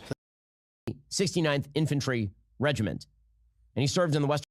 This is meant to be a contrast because this person is just a person who might need a dose of Ozempic. Oh, yeah. Shout out to Asmongold, Ben, and Skizzle for leaving your videos open to remix. That's the only reason why I'm showing it like this. And apparently is kind of frumpy and mad and uninspiring. According to the website for this particular work, the work was created with the idea of disrupting traditional ideas. Always when the left is... Oh, wait, you know what? For today's video, we're going to be discussing... On a lighter note, think about this. So everybody knows what the Titanic is. So imagine if somebody was strapped down there, like all the way to the bottom. That's basically what this is about.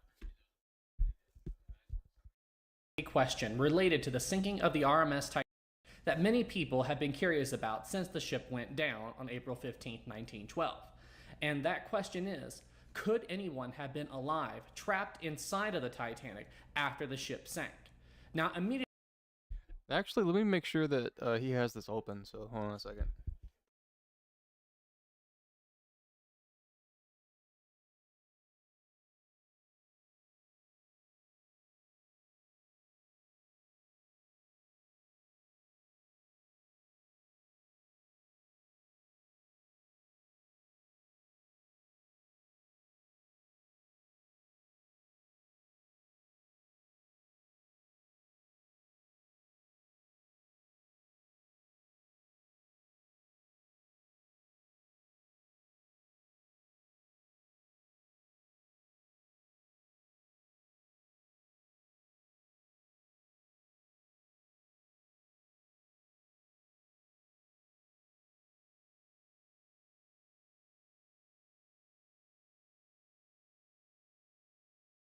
Oh, I think we're good.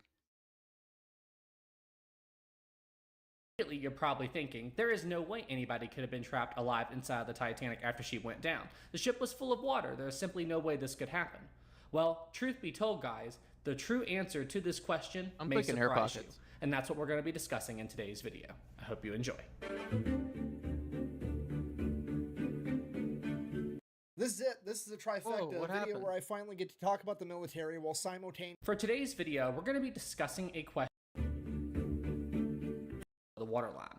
The iceberg impact opened up the Titanic's first 6 watertight compartments to the sea.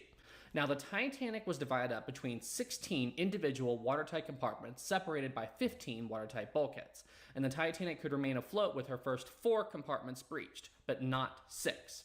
You see, all of the watertight compartments were open at the top, and with 6 compartments breached, the Titanic would sink down so low in the water that the water would be able to reach the top of the watertight bulkhead and spill over into the next compartment. And basically, it was just like a chain of events that once it got started, there was no stopping it. The water would flood a compartment, spill over the top and into the next compartment, and this chain of events would continue until the Titanic would eventually sink. Now, due to this very unique way of flooding, this also created another very hazardous situation for those inside of the Titanic during the sinking. You see, unlike ships that are sinking that are not divided up into watertight compartments like this, what happens? Water simply comes into the bottom of the ship, those inside the ship go up to try to escape the water that's coming in, below them.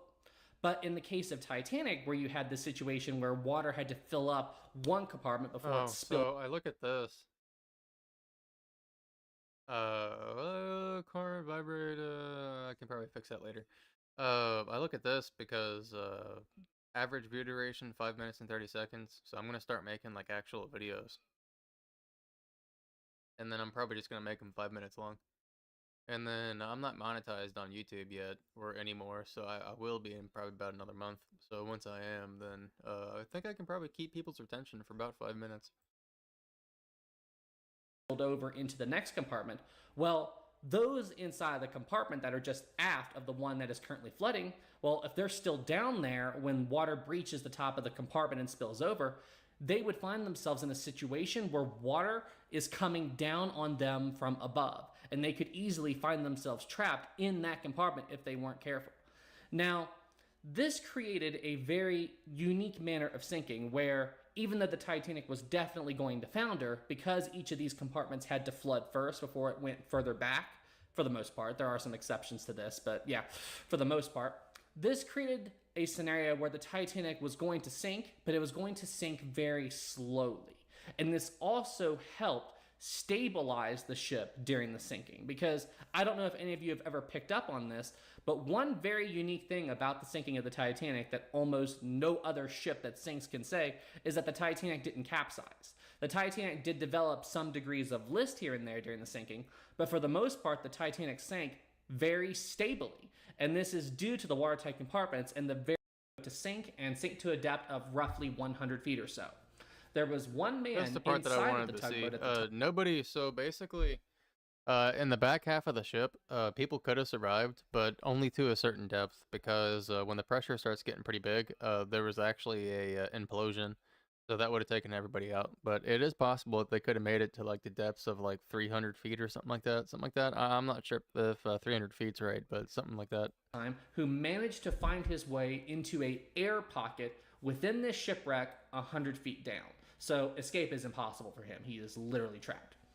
Now, this man survived in this air pocket for, I believe, 60 hours or so, give or take. I mean, can you imagine that? It's pitch black down there. It's freezing cold due to the water. And I mean, it's insane. And I believe he had 1 can of Coke to drink. That's all he had. I mean, it's just nuts.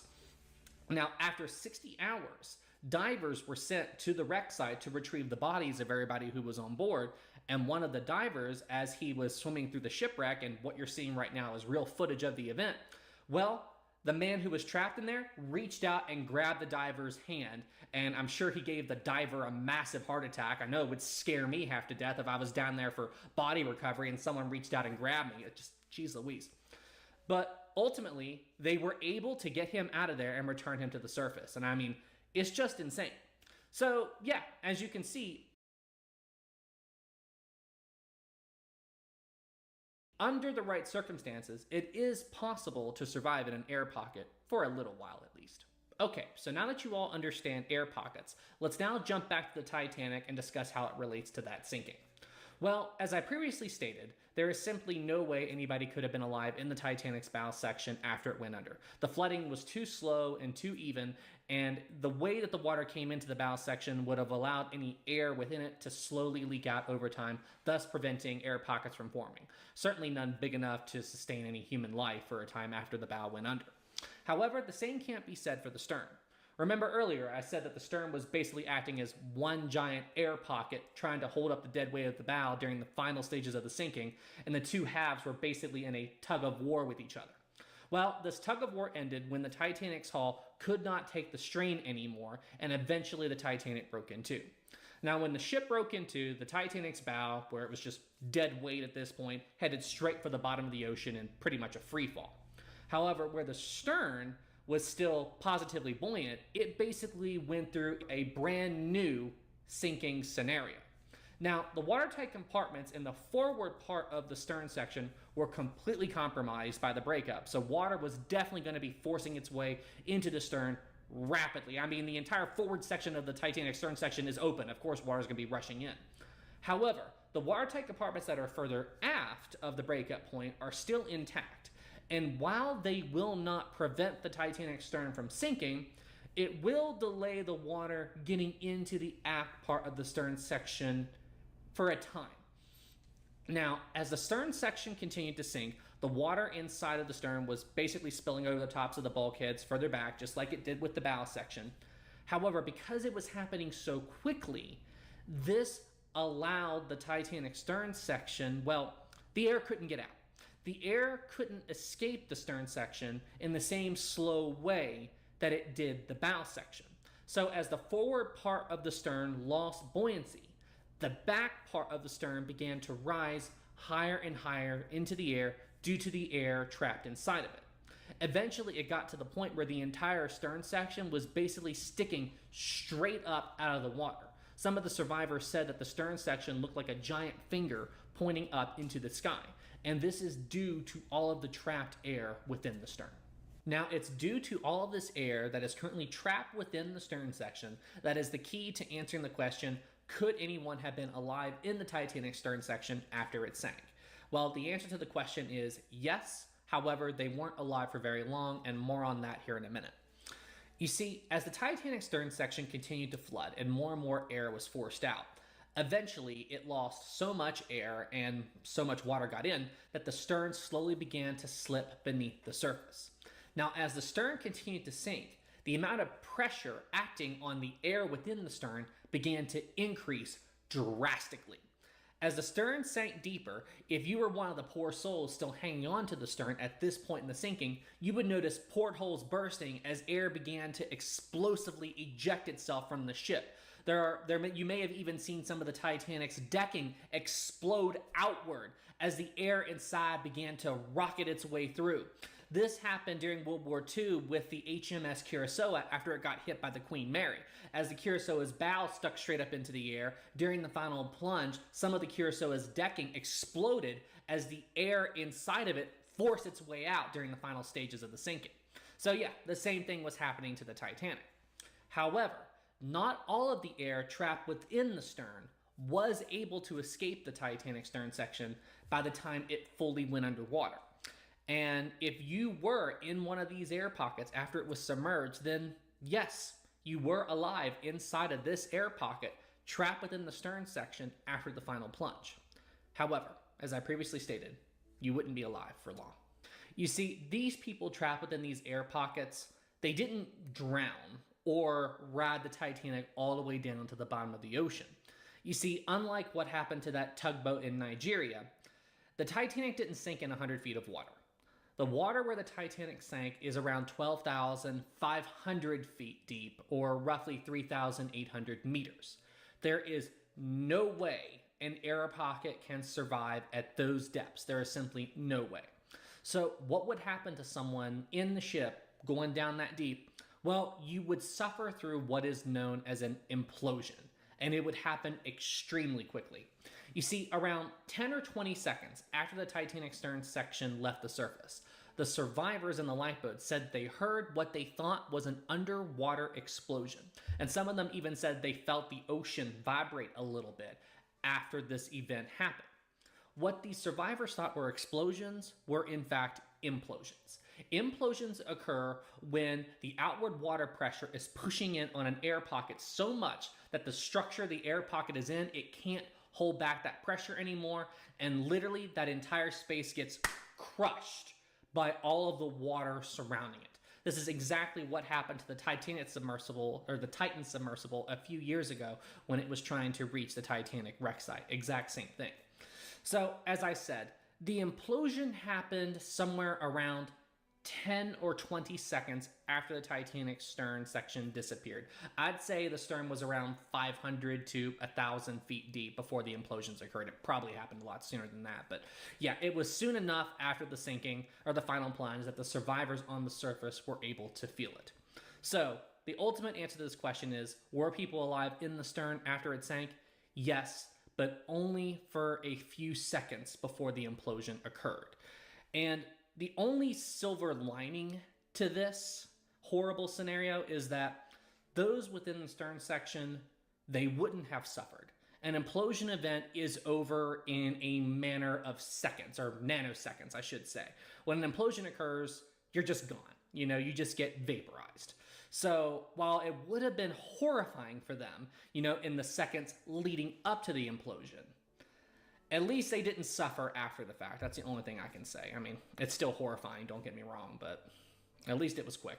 Now, if you take a look at the stern section today, it looks like a big, huge, jumbled up pile of metal on the bottom of the ocean. You know, it barely even resembles the Titanic stern section today. Now, in the past, I have talked about how I thought that... That's what I'm saying. But also keep in mind, even though this is completely, like, off topic from World War III live stream, the Titanic, I think it hit the ocean floor at 45 miles an hour. So, you know, you're not going to make it as deep as what the ocean, as deep as what the Titanic made it, like 3,800 meters or whatever. But even, let's just say if you did, which is like really impossible, but if you did, you're impacting the ocean floor at 45 miles an hour. And you're not like restrained in anything, you're just in an air pocket. So like the collision alone would have ended everything. Most of this damage was caused by the implosion. However, most of the damage you see on the stern section's wreck site today was caused by this weird spiraling effect that the stern did as it free fell to the bottom of the ocean. You see, the entire stern section didn't implode.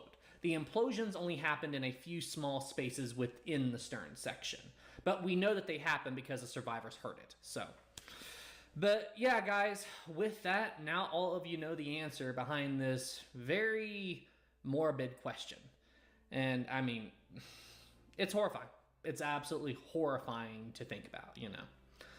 But anyway, guys, with that being said, that wraps up today's video. If you enjoyed this topic and you would like to see more about it, please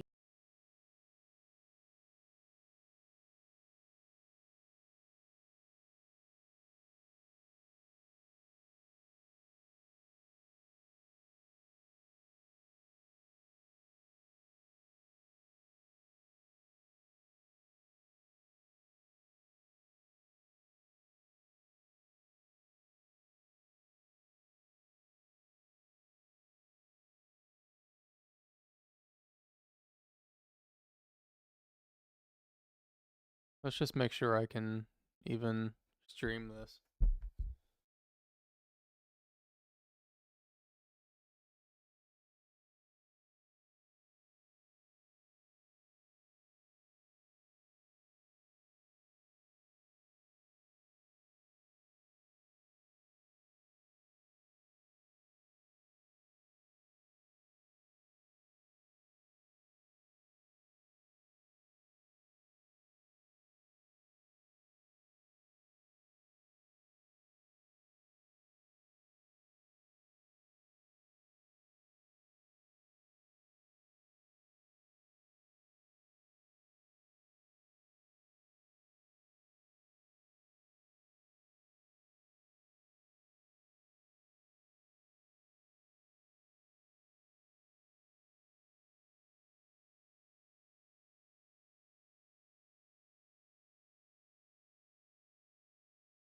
There were multiple drone swarms from Pakistan targeting at least 15 different Indian cities.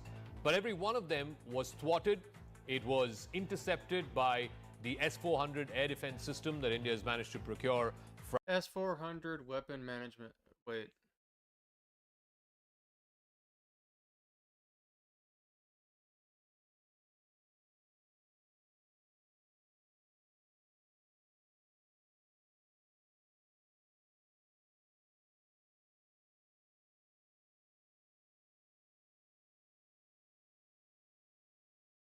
Oh yeah. See, so India has a military alliance with Russia because the S-400 is Russian.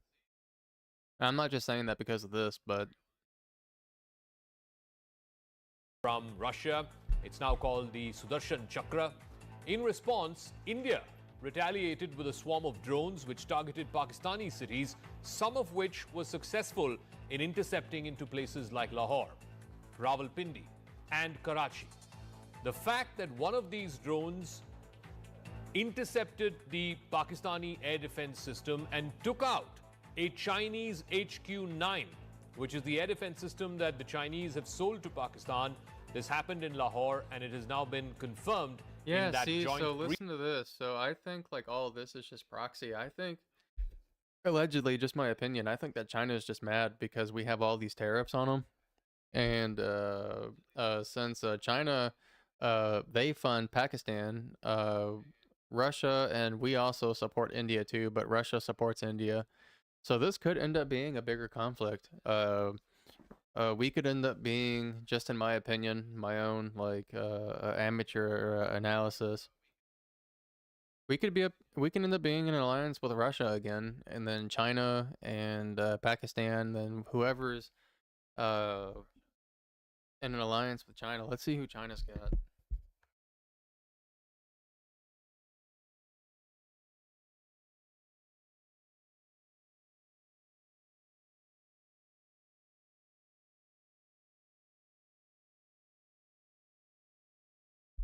Okay, so North Korea, they're with China, but also North Korea supporting Russia. This is a really confusing conflict because North Korea is also supporting Russia with the Ukraine war, but you know they got Iran, Central Asian countries like Kazakhstan, Uzbekistan, Tajikistan. I don't know how to pronounce any of this stuff. Southeast Asian nations, African nations like Ethiopia, Kenya, South Africa, Latin America. Whoa. Venezuela, Brazil, Argentina. Man, so this could get really confusing really quick. Briefing between MEA officials and the MOD officials earlier this evening. The fact that a Chinese air defense system has been breached in Lahore is worth underlining. But the bigger picture is this. Yesterday, when Operation Sindoor was announced to the world, the government made it very clear that this is non-escalatory and that no military targets were in the radar.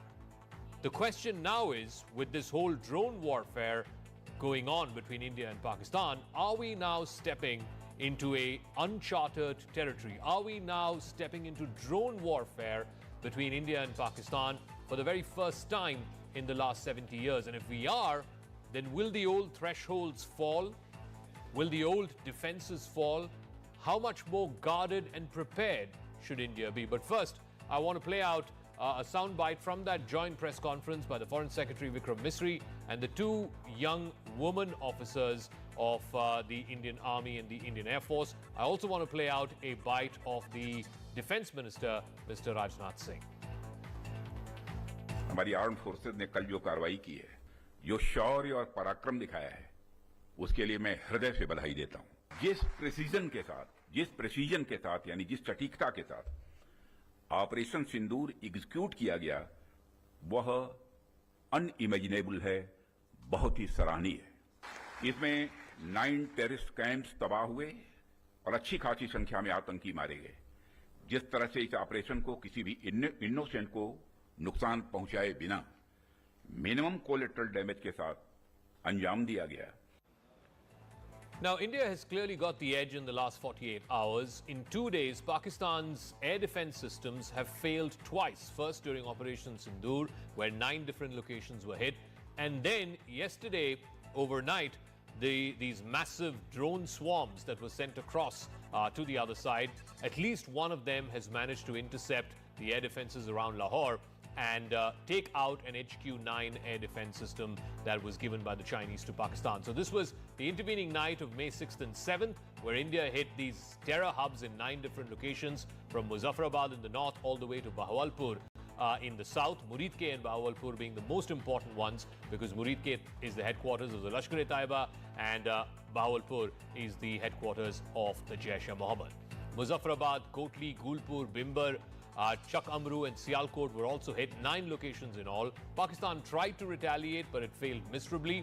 So the next night, which is the night of 7th and 8th of May, Pakistan attempted to engage. Yeah, so listen, all this stuff is so serious because, I mean, the Bible says there's going to be wars, rumors of wars, civil wars, all this stuff, uprisings and all that stuff. But if this really does pop off, the severity of the situation is before the Antichrist even gets here.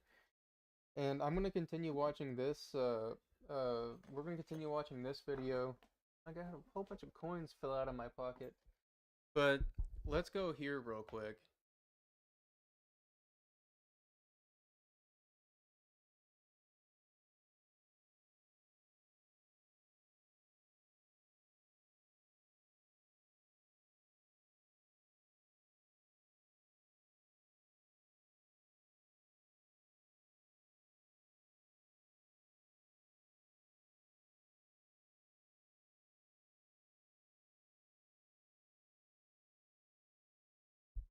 Some people think that this guy is the Antichrist, and I don't think it's really time for that yet, because all the chaos that I read in Revelation hasn't even happened yet, and like a third of humankind is supposed to be like wiped out, so.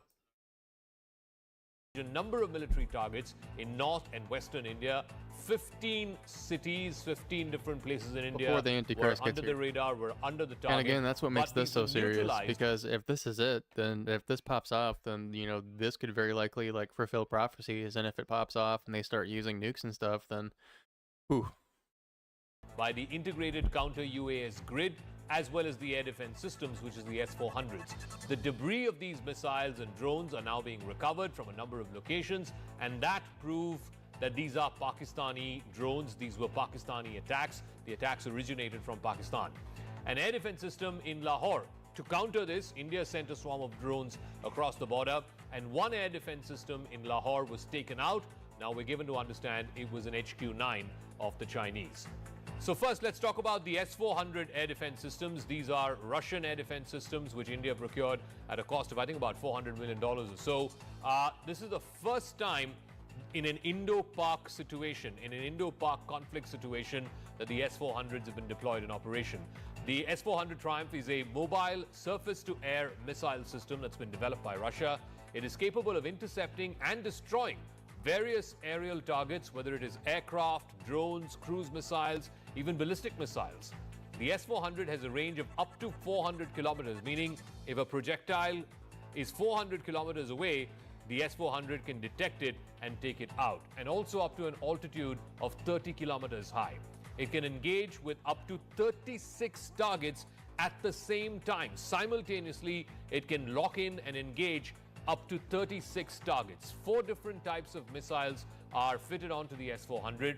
It is so far the most dangerous operationally deployed modern long-range SAM in the world. It is considered much ahead of the US-developed Terminal High Altitude Area Defense System, or the THAAD.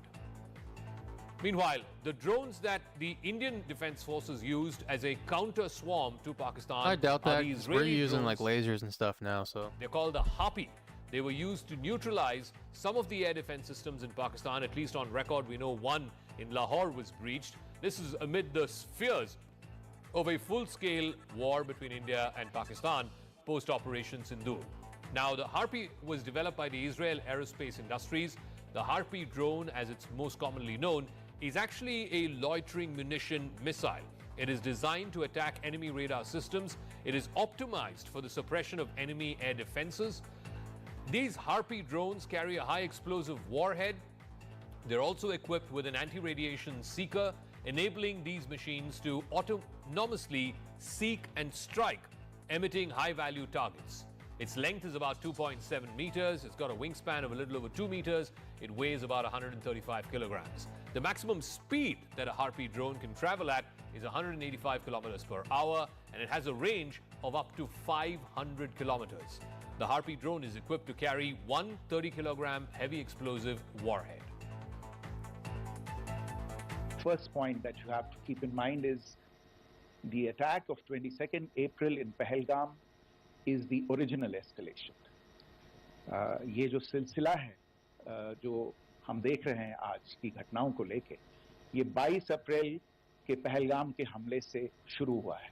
Escalation वहां पे हुआ है.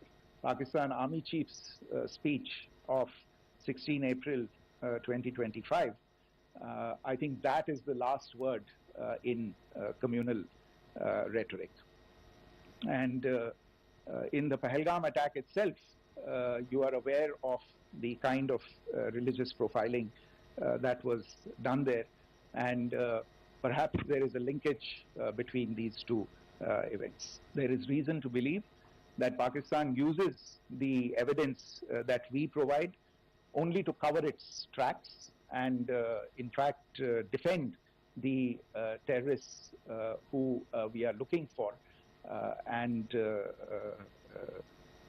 obstruct the path of investigation. Just getting some breaking news, and this is in the context of the escalating situation between India and Pakistan. There's been a phone call just moments ago between US Secretary of State and acting National Security Advisor Marco Rubio. He's dialed the Pakistani Prime Minister Shehbaz Sharif. This conversation has gone on for a few minutes. And of course, the talks also talked about not just the Operation Sindoor that was carried out by the Indian Armed Forces, but also all of this drone warfare that seems to be going on in the aftermath of that. Remember, this is an important conversation. Even after Pahalgam, Secretary Rubio had spoken with both Shehbaz Sharif as well as, of course, Mr. Rubio's counterpart here in New Delhi, Mr. Jaishankar, the foreign minister. I expect a phone call in the next few hours between Secretary of State Marco Rubio and his Indian counterpart. Of course, the United States is one of the countries that's trying to de-escalate the situation, trying to intervene in this ever-changing, ever-evolving situation between India and Pakistan. The Saudi Deputy Foreign Minister today was here. The Saudis are another important player. So are the Emiratis. So multiple players, global players trying to intervene and trying to get both India and Pakistan to try and de-escalate the situation. But this drone warfare is moving things in a whole different direction altogether. From this drone warfare from both sides, it doesn't seem like either side wants to look for an off-ramp or wants to look for an escalation. Even though, even today, the Foreign Secretary did reiterate that the original escalation was the Pahalgam attack, and what India did through Operation Sindoor on the 7th of May was simply responding to that original escalation. But the situation right now is so tense between India and Pakistan that anything can happen. It is literally on the brink of a cliff. Anything can happen between the two countries, and which is why people like the Secretary of State Marco Rubio are having conversations. He's now had a phone call with Shehbaz Sharif, the second one that he's had in the last 2 weeks, and he is expected to have a phone call with his Indian counterpart, Dr. Jaishankar, as well. But I want to talk a little bit about this drone warfare that's been going on between India and Pakistan, because this is a new territory, if you will. Air Chief Marshal retired Fali Homi Major is former Chief of Air Staff, who's joining us. Thank you very much, Air Chief. The story that has come out, the swarm of drones from Pakistan to India, which was intercepted in at least 15 different locations. That's what the Army statement says. Then India sending a swarm of drones. At least some of them managed to intercept. Definitely one in Lahore. We're also hearing about one in Karachi and one in Rawalpindi. Is this kind of new warfare, new age warfare, some kind of new and uncharted territory in the context of India-Pakistan conflicts in the last 70 years? Well, drone warfare, yeah. I mean, if you followed the Ukraine war. Zaka, this is not new. This is what we call in the Air Force a SEAD operation, suppression of enemy air defense operations. And, there are very many ways of doing it. You can knock off an enemy air defense system from an aeroplane, from a loitering munition, or missiles. Now, in this case, I mean, this is only a guess. What I think has happened is that we have used our loitering munitions, anti-radiation missiles, etc., to suppress their air defense systems. Now, these are very effective because they are anti-radiation missiles, and the moment a ray emits or air defense system emits, it homes onto it and destroys it. Now, this is one. And the other attacks may be drones, could be, other missiles. Oh, like and That's subscribe a if you're different new. thing. If you'd like I to. think this was basically a suppression of air defense, enemy air defense operation, in which we've got some of their air defenses, which otherwise pose a problem for our aircraft to penetrate their airspace. But now that this has happened, the warfare seems to be moving into the drone territory, and we've seen at least a couple of these managing to intercept Pakistani air defense systems. One has taken out an HQ-9, a Chinese-made air defense system. But doesn't that also worry you in terms of how much higher the air defenses now have to be? We've seen versions of this in the Ukraine war, for example, Ukraine being able to send drones all the way up to Moscow. Isn't that a bit of a scary prospect, if you will? I wouldn't say scary, it's irritating, because it depends on what kind of a drone. Because to hit an air defense system effectively and render it unserviceable, at least for a period of time, it requires a powerful weapon. And I mean, most drones don't carry that kind of a warhead. But how we intercept them, like we have intercepted many of their missiles with our S-400. Yeah. Correct. See, that is what I'm coming to here. And S-400 is a new system with us, and a very, very effective system. And if you recollect, if you go back a couple of years, many countries were against us buying this Russian equipment. But it's a world-class air defense system which intercepts from, targets which are 400 kilometers away to a low-level target to every kind of target, with a variety of missiles which it selects and fires depending on the range and what kind of a target. So I think their attempt was to probe our air defense systems. If they were attempted almost 15 of our, attempted to hit 15 of our airfields with their munitions and missiles, whatever they've used, and they were all successfully intercepted by the S-400 and other air defense systems which we have around all around the LC and the international border. Okay, so they were probably trying to probe our system, but they got a bloody nose. So consequently, we of course sent a swarm of drones across onto the other side, and one of them managed to breach in Lahore, I'm given to understand. They managed to breach the Chinese-made HQ-9 air defense system, which has been sold by the Chinese to the Pakistanis. The fact that India managed to penetrate a Chinese ADS, does that move this whole thing into a new paradigm? Because the Chinese have been selling these HQ-9s not just to Pakistan, but a whole host of countries, some countries in Africa, some countries in Latin America and all of that. Does this poke a serious hole in the capabilities of the Chinese air defense system? No, it is. There couldn't have been a better time than to test it now. And as I said, the S-400 is a much superior weapon, and even their system is vulnerable, and that's how we were able to hit it. All right, Air Chief Marshal retired Fali Hobi Major, thank you very much, sir, for speaking with us and trying to make sense of now this conflict between India and Pakistan moving in the direction of drone warfare. It was Pahalgam, which the Foreign Secretary today called the original escalation. India responded to that with Operation Sindoor, where it hit 9 different locations, terror infrastructure. India made it a point, at least in the Army statement, in the first Army statement, to emphasize that these strikes were non-escalatory. They were not meant to target civilians or military installations for that matter. It was only meant to target terrorist infrastructure. But overnight, Pakistan responded by trying to swarm India's air defenses by sending a swarm of drones. The Indian Army statement earlier this afternoon saying at least 15 different locations, both in North and Western India. The attempt was to try and breach the air defenses. All of that was thwarted by the S-400 air defense systems as well as other air defense systems. And then in response, India sent a swarm of drones across the border to Pakistan. At least one of them, if not more, at least one of them we know on record did manage to breach the Chinese HQ-9 air defense system in Lahore. Let me go across to Professor Christopher Clary. Associate Professor of Political Science at the University of Albany. Thank you very much, Professor Clary, for speaking with us.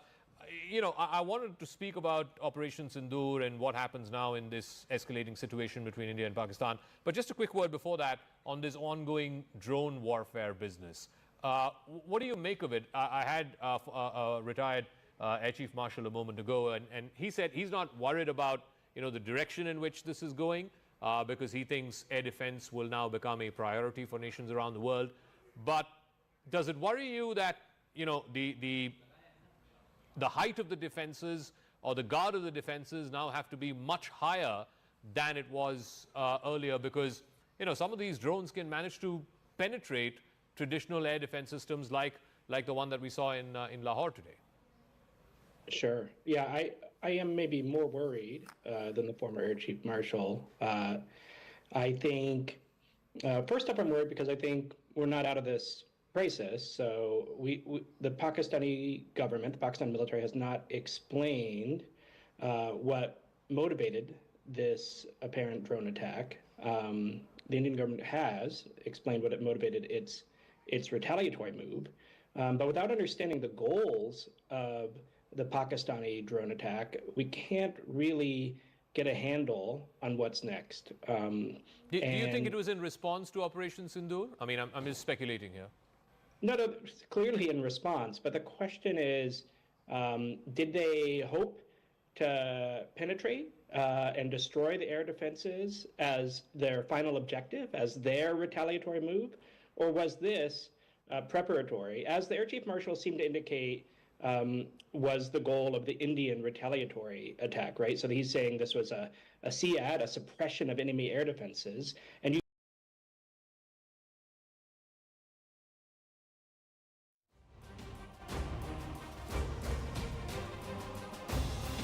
Apologies, I don't think Moushami is with us. We'll go across to her in just a bit. Asim Basi is also getting us updates of what's happening along the border right now. Asim, any details, updates that you've been able to pick up on the counter strikes by India across the border, across Punjab? What's really been happening?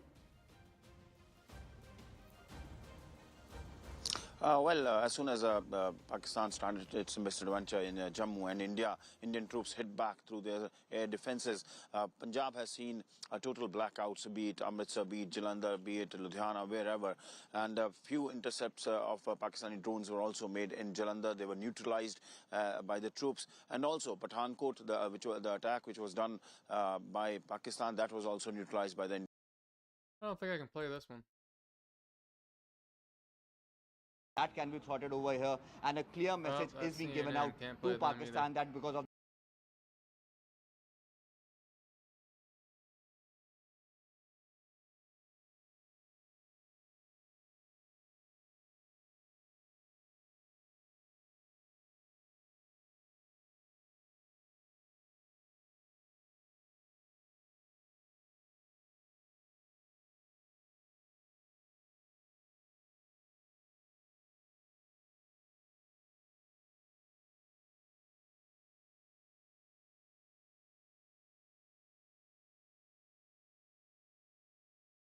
got the loitering munitions, which you launch, they go and loiter over the target. The Harpy is electromagnetic in the sense any radar that emits, it hones on to that. It keeps loitering, and if any radar opens up, that means starts transmitting, it aims for that. And the Harop is the electro-optical that is with a camera, and that is guided onto the target. So there is a very nice video going on of showing a Harop, and I think it's of Lahore, which is actually viral on the social media of the thing going down with a massive sound which is coming like a siren. That is psychological effect that comes in when Harop goes into attack. Marshal Bahadur, thank you so much for being here with us. The news that we are getting right now is that explosions and firing like shots are being heard in Jammu and Kashmir. This is, of course, after Pakistan failed to attack 15 locations in Pakistan's defense minister humiliated on CNN after failing to provide proof on downed Indian jets. Okay, here we go. Pakistan's Defense Minister Khawaja Mohammad Asif was humiliated in the global media after he failed to provide evidence of his claim that Pakistan shot down 5 Indian jets and a drone in retaliation to India's strike on Pakistan, Kashmir. You've just brought up the fact that India lost some fighter jets, so let's be quite clear about this. Pakistan claims it shot down 5 Indian Air Force jets and a drone, as I understand it. India says there's no evidence of that, no proof. So can you provide more detail? Hold on. Can you provide more detail? And is this the response that your army spokesman threatened, or is there further action to come? Let's start with this very specific allegation of 5 fighter jets shot down. So they're saying that they shut down 5 Indian fighter jets, and this is the thing that apparently was total bullshit. Evidence for that, sir? It's all over the social media, on Indian social media, not on our social media. The debris of these jets fell into Indian occupied Kashmir. So he found it on. So it was on. I mean, if you're the defense minister, I don't understand this. Like, wouldn't you know better than social media? Like, it's all over Indian media today. You're the defense and they have minister. admitted their media has. The reason to talk to you today, sir, is not to talk about content all over social media. I'm sorry. It's not to talk about content all over social media. I'm asking you very specifically. Oh, God. Online commentators blasted the misstep with this person. They are relying on social media as a source of information about what their own military is doing? What the fuck is going on?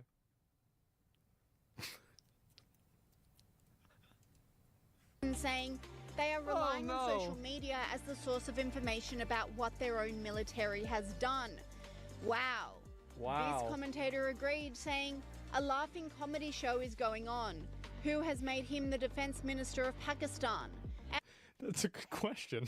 And the situation was made even more bizarre after it was revealed that CNN published an article saying French intelligence confirmed Pakistan downed the French-made Rafale warplane that was being used by the Indian military. However, in another twist, the Times of India are saying the article is fake, despite the world's media reporting on the downed craft. The alleged retaliatory strikes... Well, I mean, can't you just figure out if it's fake instantaneously by looking for news articles that were posted with the same image? Like, I mean, isn't this, like, instantly easy to find, whether it's fake or not? Yeah, you can run it through AI, too. Grok, you can send Grok the picture and see if the picture's been reused. Like, how is this even a conversation? Yeah, you use Google Lens. You could just go and reverse image search. There's a million ways to do this. By Pakistan came it's a 20-minute investigation tops. It's like 2 minutes. Because, like, people do this all the time. India struck what they referred to as terrorist locations in Pakistan-held Kashmir yesterday. So this one, I think, apparently was fake as well.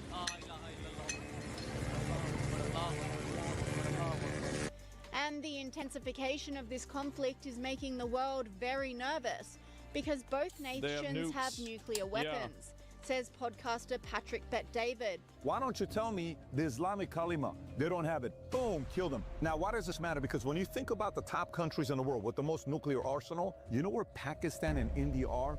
Neck and neck. 1/6 place, which is India with 172. The other is 170. And by the way, that's a lot. Do you know how a Pakistani official just responded to Al Jazeera named Faisal Kundi? You know what he said about nuclear weapons? Listen to this. Our nuclear bombs are not meant to be displayed in museums. Oh, jeez. Oh, jeez. We will use them if attacked by India. All is fair in love and in war. He said this on April 30th. Today's the attack by India this could escalate like this. And the reason why this has happened, a lot of people are talking about going back to, hey, when you think about, is this like a World War III possibility? Because we can't have those two guys go at it. Or is this more like Cold War, what happened where Russia was communism and they were behind all the Korean War, Vietnam War, all the, even some of the war that was happening with If the Pakistani army has no association with terrorism, why are they risking war with India over the elimination of a bunch of terrorists? If the Pakistani army has no association with terrorism, then why are Pakistani army generals at funerals for terrorists? I mean, this is an interesting question. Yeah, good question. But it's not really a question. Everybody knows the answer to this question. It's obvious. Yeah. Iran-Contra, they're behind of it. Or is this more like, in this situation, China's behind everything because they're instigating Pakistan? Is U.S. all of a sudden going to get involved with this? Russia's kind of involved because they got a very good relationship with India. 60% of the military equipment that India uses, they bought from Russia, and 40% of the oil that Russia sells, India is the customer. So there's a very interesting dynamic going on here. CNN reporter Nick Robertson agrees, explaining Pakistan's government are not letting this go.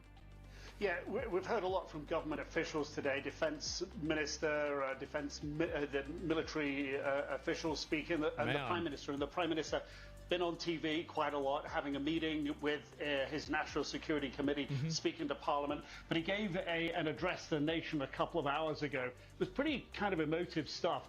And it was very clear. This is still headed If they have no connection to terrorists, they should help India investigate them in the country. Yeah, I mean, it would logically make sense that if you have a terrorist cell in your country, that you would want to, like, because if it's a terrorist cell that is dangerous, then it would logically make sense that the highest level of risk would be the people that are around that cell in your country. Like, they're the ones that are the immediate risk. I mean, maybe that's just me. The very clear potential for escalation. He said, India has to pay. The blood of our martyrs will be avenged. So basically... What? Our martyrs? Well, does... at a time and a place of our choosing. Do they have, like I mean, because usually, I mean, with a lot of these things, like, there's like a group chat or something where they all like put communication together so they don't contradict each other. Like, are they civilians? Are they terrorists? Are they martyrs? Like, who are they? Like, what's going on? Like, I mean, really?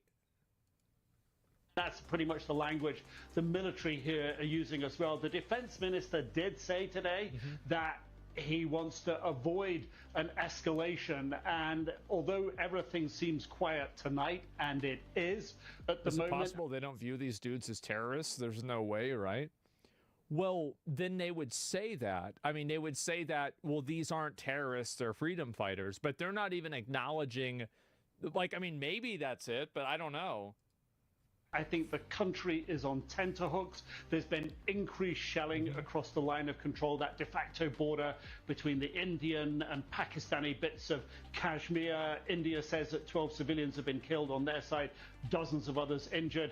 And after the sort of dust settled in the overnight attack, which was just over 24 hours ago now, Pakistani officials say that 31 people were killed, and among them women and children, and dozens of others injured. So everyone now has a clear picture of what happened, and Pakistan's laid out its position, and it does seem to be a question of their move next. Nick, it seems pretty fucking obvious what's happening, right? I mean, like, I don't know. I mean, like, I could be wrong about this, but it seems like this is very one-dimensional.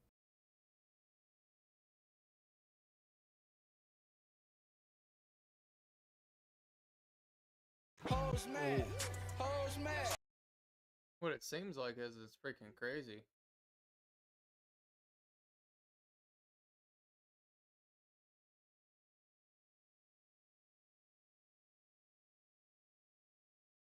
Alright, good evening folks, it's Enforcer Matt and welcome back to another short war video, and today we have very big news coming out of India and Pakistan. Right now we're getting word that Pakistan's launched another large-scale missile and drone attack on India, specifically targeting the Kashmir region, and right now we're getting eyewitness reports from the ground near Jammu, which is an Indian area, apparently with an Indian airport being targeted by these drones and missiles, and major explosions being reported in the area by eyewitnesses. So a very large attack and another major escalation between these two countries. We've also seen last night that the Indians targeted the city of Lahore in Pakistan, and we have more picture and video evidence today to show the extent of that attack and exactly what was targeted. But nonetheless, this is really popping off severely today, and Pakistan appears to be going all in, and right now we have all that news and video evidence to cover. So let's jump into our first post, which goes to all of this Ahmad is today. Hassan This is Babak. all 4 and hours to start old. our news off, we did see last night toward the end of our stream last night that there was an Indian attack on the city of Lahore in Pakistan, and we did see a very large plume of smoke rising from the city of Lahore, and we really weren't sure as to the exact details last night because the information was very murky last night. But today we do have some more information about where this was and what this was all about when the Indians attacked in the city of Lahore. So let's take a look at our small video and see this large plume of smoke rising from the city that we saw last night. And there you can see it. There is the plume of smoke right there in the city of Lahore in the distance. As you can see right there, they're all looking at it from the street, and that was near, allegedly, the Naval College in the city of Lahore that we're looking at right there. So a very large plume of smoke, and that was allegedly hit by an Indian drone that was sent across the border and struck inside of Pakistan. So we did see that late last night, and that was our first video that we saw near Walton Road in the city of Lahore. But moving on to our next post here, this one goes to the Pakistani army. And we also got some footage from on the ground near the Naval College showing the plume of smoke more close up, and this proves that apparently it was striking the area of the Naval College, which is Askari FAW, and we do see that here in the second video. So let's take a look at this one as well and see what we can spot. And there you can see it. There is the grounds of the Naval College in the city of Lahore in Pakistan, and right over there in the distance you can actually see there is the plume of smoke rising, and it's very cloudy and foggy right now in the city of Lahore, so you can barely see it from this angle, but there it was right there in the distance, and they appear to be recording from the grounds of the Naval College. So very interesting to see that, by the way. And once again, this is near Walton Road in Lahore according to reports, and we are seeing that right here on the camera. So it looks like there was an Indian provocation last night, and we do have more confirmation of that today. But with that, we're now moving on to our next post here, and this is actually going to be a Google map showing you the location of the city of Lahore in Pakistan in case you're unfamiliar. So right here on the map you can see there's the city of Lahore. It's very close to the Indian border, by the way. It's literally right on the border with India, and right across the border in India you'll see there is the Punjab region. Also to the north of Lahore there is the Jammu and Kashmir region, which is contested between the two countries. And also if I zoom out just a little bit, you'll see there is Islamabad right there to the northwest, and that is the capital of Pakistan. So Lahore is sort of centrally located and right there near the area of fighting, and it appears to be a favorite target of the Indian military as of right now. So that city is a hotbed, and that is the location of it, just to give you an idea of where this is happening. But jumping into our next post here, this one's going to go to conflict radar. And also speaking of the city of Lahore, we're currently seeing that Pakistani Air Force jets are hovering above the city of Lahore, including F-16s and JF-17s, and we do have this on video. Now this appears to be after the strikes took place on the Naval College. They did send up the JF-17s and F-16s to guard the sky, but this was apparently not in place during the attack on the Naval College, but that has changed since then. So let's take a look at the video and show you these Pakistani Air Force fighters flying over the city. And there you have it. There goes a JF-17 or an F-16 flying right over the city of Lahore in Pakistan and guarding the skies from Indian attacks.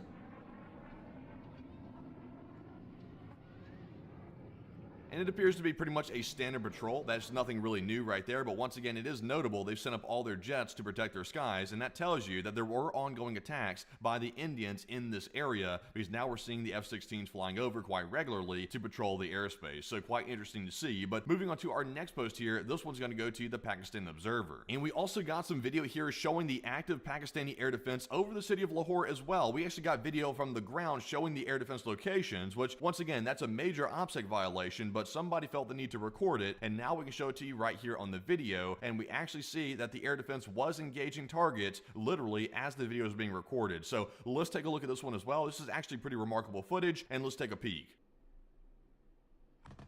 and there is the air defense in Pakistan firing at the targets.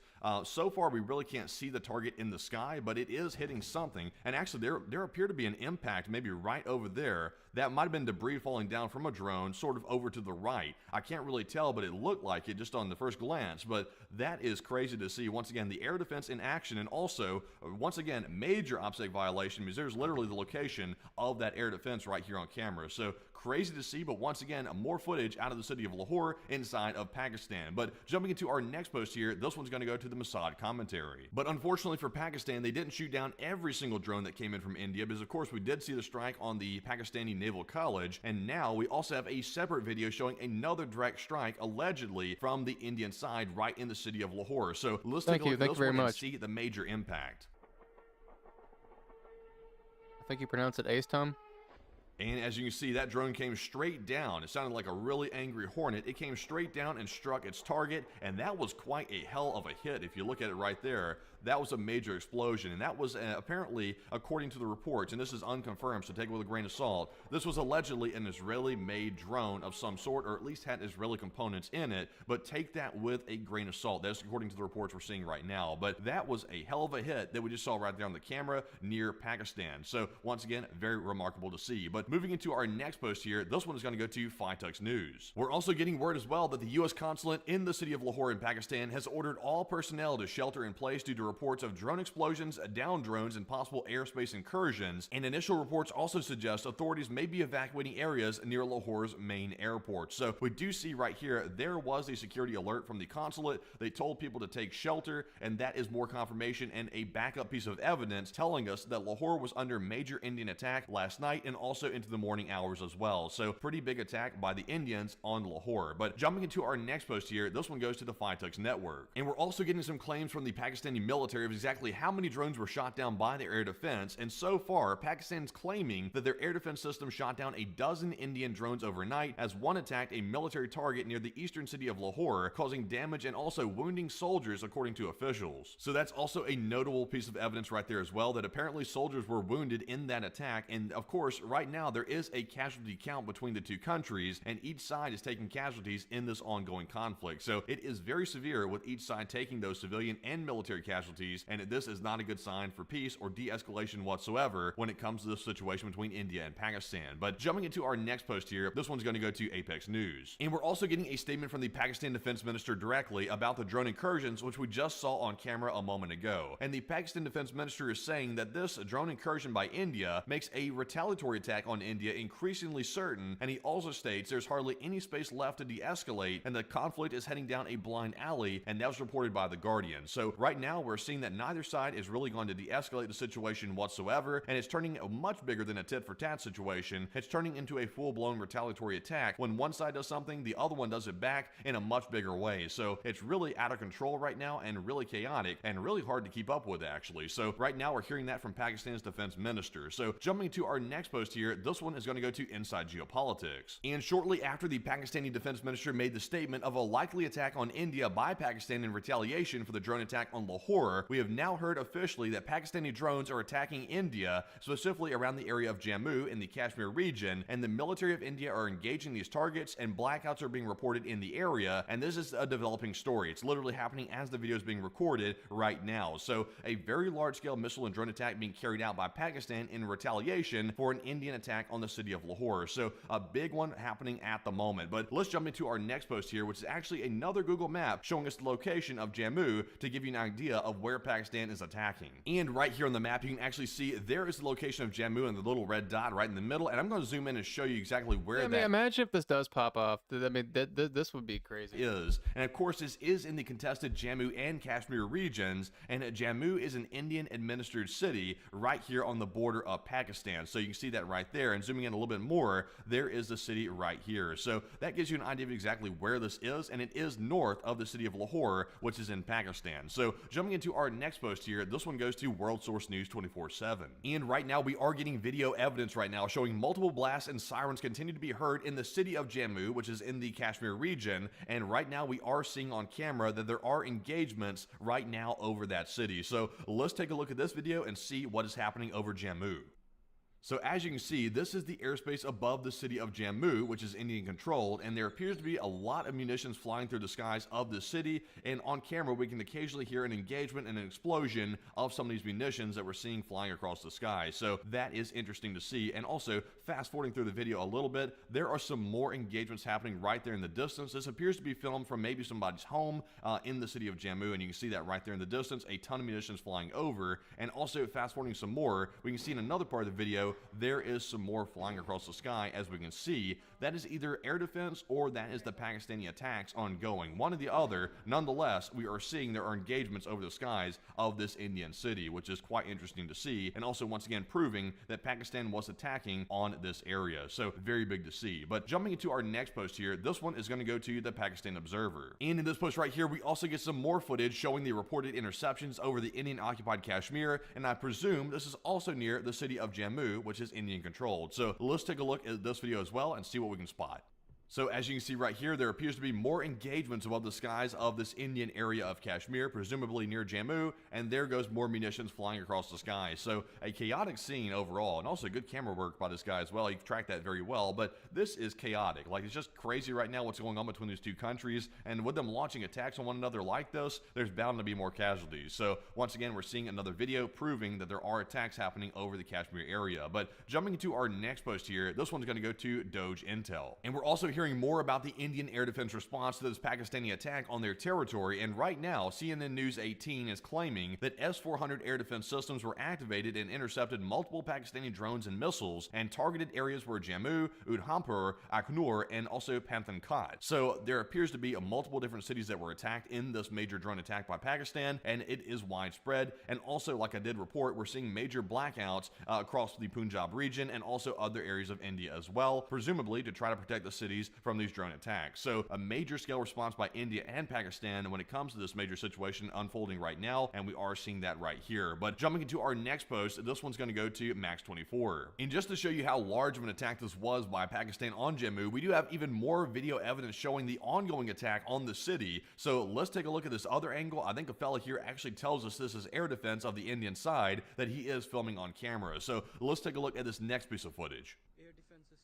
So you actually hear the guy say air defense system right there in the video. So this is the shoot downs by the Indian side of these Pakistani drones coming in. And as you can see right here on camera, there were multiple streaks across the sky. And this guy appears to be filming from the rooftop of a building or a balcony of some sort. So this is right here in the middle of the city. And as you can see, there goes the lights across the sky. And those are intercepting the Pakistani drones. So very interesting to see once more and more footage of that. But jumping into our next post here, this one goes to Fitux News. And like I mentioned earlier, not only is the city of Jammu itself under attack, but also specifically the airport in Jammu, which is of course a very strategic target for Pakistan to hit, is also apparently having explosions reported near the airport according to eyewitnesses. And we see in the report from BBC that an eyewitness on the Gujar Bridge in Jammu City tells the BBC that he counted 16 objects falling close to the Jammu airport, and meanwhile a security source tells AFP News that there may have been explosions at the airport itself, and the eyewitness told the BBC that markets shut and they saw people running as sirens blared and the power shut down across the city. So a chaotic scene at the Jammu airport, and right now we don't have video and picture evidence from the airport itself, but if it was struck, that would be a major loss for the Indians in that city. So that is quite severe if that is proven true, but once again, we're waiting for more information to tell us what exactly was hit. But also, while Pakistan was attacking India, we also got some very disturbing word out of Pakistan once more, and this next post here goes to Inside Geopolitics, and we're learning that an emergency was declared in Pakistan's capital of Islamabad while this attack was ongoing, and we're really not sure why, but we also heard that trading on Pakistan's stock market has been suspended indefinitely, and airports across Pakistan have been closed, the airspace is totally cleared out, the hospitals are on high alert, and medical staff leave has been canceled. So it looks like Pakistan is declaring a full-on emergency in their country as this retaliatory attack by their military is taking place on the Jammu area that's Indian controlled. So like I said, pure chaos, and the escalations are out of control. But jumping into our next post, this one goes to the Fitux Network, and we might be getting an idea in this post right here of why an emergency has been declared in Islamabad. And right now we don't have confirmed reports of an attack on Islamabad, but we have heard the sirens going off, the air defense sirens in the capital of Pakistan, which is Islamabad. Right now it's not clear. We're going to see what Alex Jones has to say about all of this here in a minute. Siren system, but we are hearing the sirens going off. So take this for what you will. There's no proof right now of an attack on Islamabad, but there could be. It's just sort of unconfirmed right now, but we do have the video showing the sirens going off. So let's take a look at that.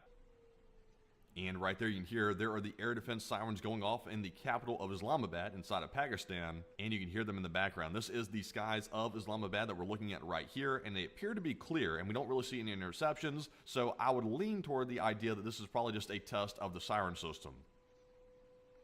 And of course, those sirens do not sound anything like southern tornado sirens. The southern tornado sirens are much more menacing than the sirens going off here in Islamabad. So there you go. It's on camera, and that is the way their sirens sound in that city. But nonetheless, folks, that is actually our last piece of news of the video. So before you go, folks, smack the like button and also subscribe to the channel as well if you already haven't for more daily war updates just like this one. And also, the news is popping off like crazy between India and Pakistan. And truly, in my opinion, it looks like this war is reaching a point of no return, and it looks like it's only going to get worse from here based on what we're currently seeing right now. Neither side is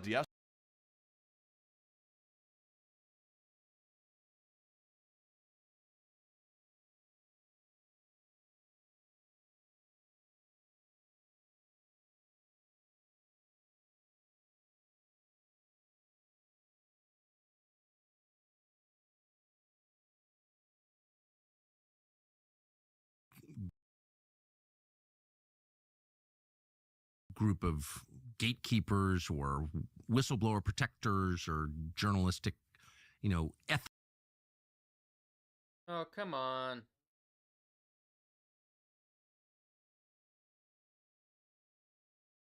ethics guardians have defended you on First Amendment grounds, which is pretty shocking. But the question has always been, why are the feds so intent on taking you out? And here's my theory. So the summer of 2001, you go on TV, time-stamped, and say someone's going to fly planes into the World Trade Centers. They're going to blame Osama bin Laden, call the Bush White House, warn them. You basically called 9/11 in detail. You're the only one who did, and we can prove that. It's not a guess. We have the tape. I've played the tape. 9/11 happens in September. There's a 9/11 commission immediately impaneled. They go and interview a bunch of people in the U.S. government and outside and ask, were there signs that this was happening? They don't interview you. You're the one guy who predicted it in public. You're the only guy who predicted it in public, and no one calls you to ask, how the hell did you know that? Which is the obvious question. Then they set about trying to destroy you. Rather than hailing you as a prophet or at least asking the question, how the hell did Alex Jones know in detail this was coming? How did you know? They never even ask you. And then they I'm not going anywhere. DOJ I'm just and typing FBI something on my TV. I just saw that We Were Soldiers was free, so I'm going to save that on my TV. I'm still paying attention. Everybody lock in.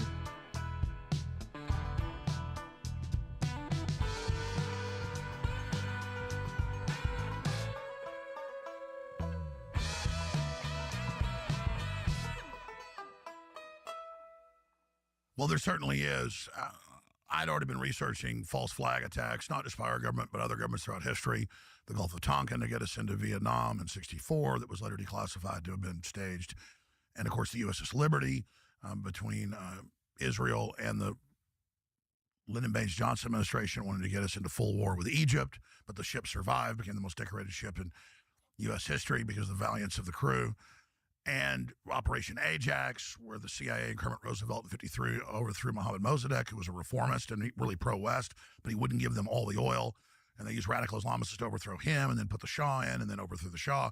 Over and over again, there's just hundreds and hundreds of historical, real case examples of that being done by our government and other governments. And I saw a lot of pre-programming in the news. Oh, Osama bin Laden's going to get us. When he gets us, we need to give up all. Let it load a little bit. I don't know why it's pausing like that.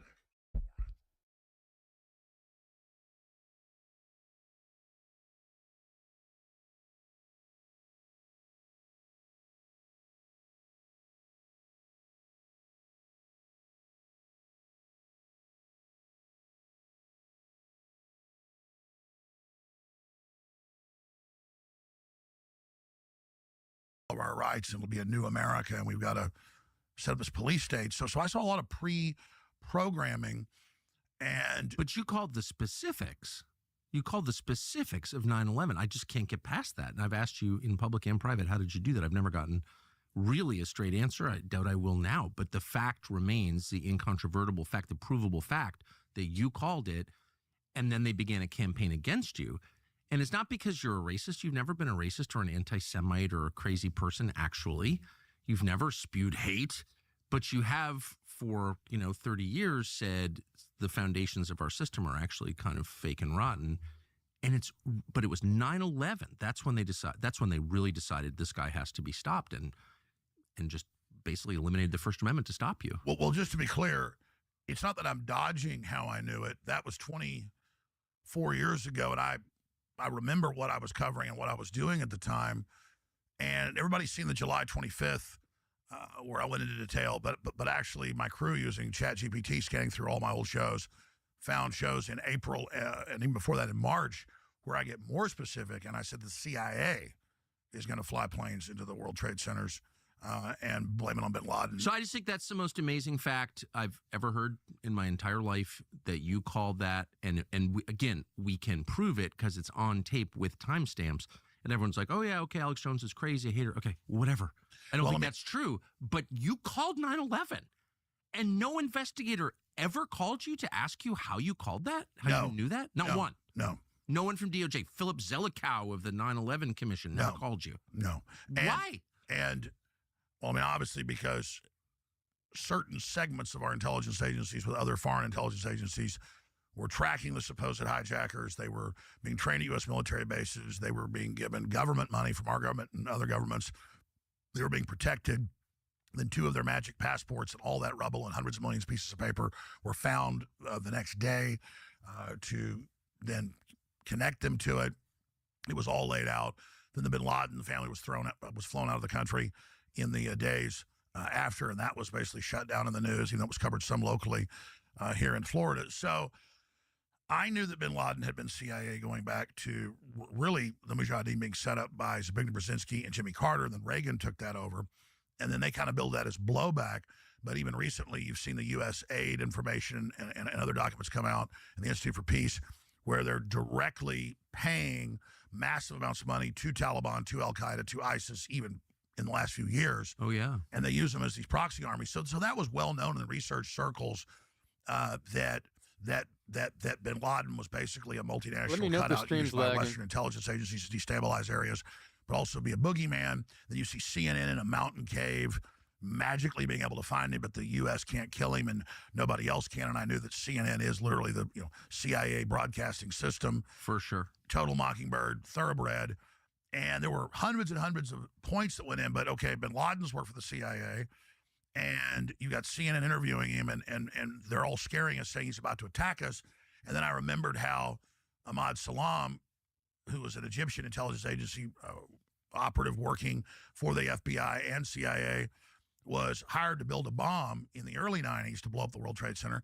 But then when they said build a real bomb, he started recording them because he started figuring out it was a setup. And then he had that press conference where he played it, and I interviewed him a few times, where the FBI said, no, just go ahead and let it go forward.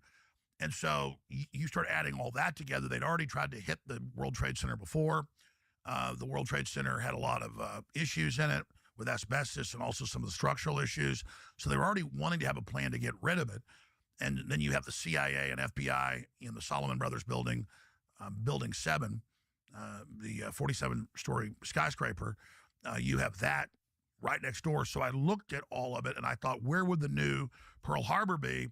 And the year before, in the Project for American Century, headed up by Rumsfeld and Dick Cheney wrote in there that we need a new Pearl Harbor event to launch the Pax Americana, but it wasn't an American empire of freedom and liberty and justice like Trump's trying to, launch. It was a globalist empire of military enforcement and tyranny.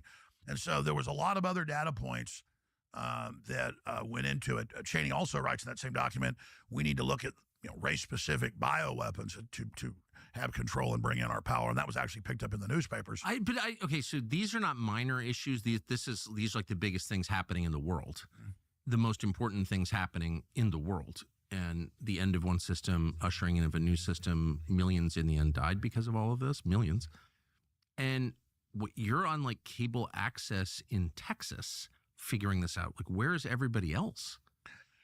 I don't understand. Like, I worked at CNN at the time. And we had as you said, Peter Bergen went and interviewed bin Laden. I'm not attacking Peter Bergen, but like, how come you were the only one who figured this out? Yeah, by that time, I started out in 94 as a guest on Access TV and had my own show by 95, but I was on local talk radio. I just started getting, I've been syndicated a few years then, but I mean, you're right. I was on Access TV as well, and that's where the you were like way out on the fringe. Let's skip to the good part. And all the people at the very center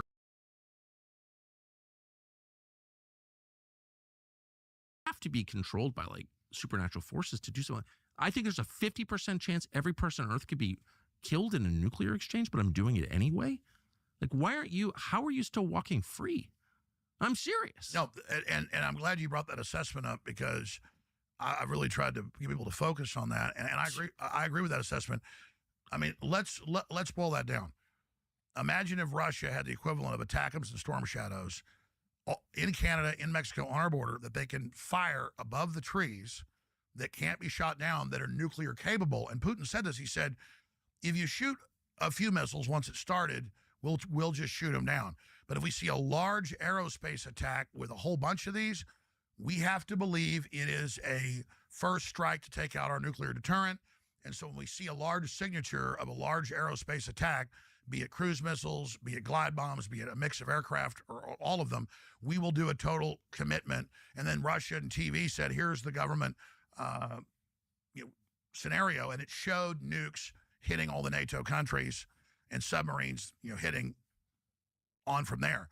And we're talking about world destroyed in 30 minutes, folks, for sure. Submarines off our coast, 2 minutes, New York's gone. 5 minutes, Dallas is gone.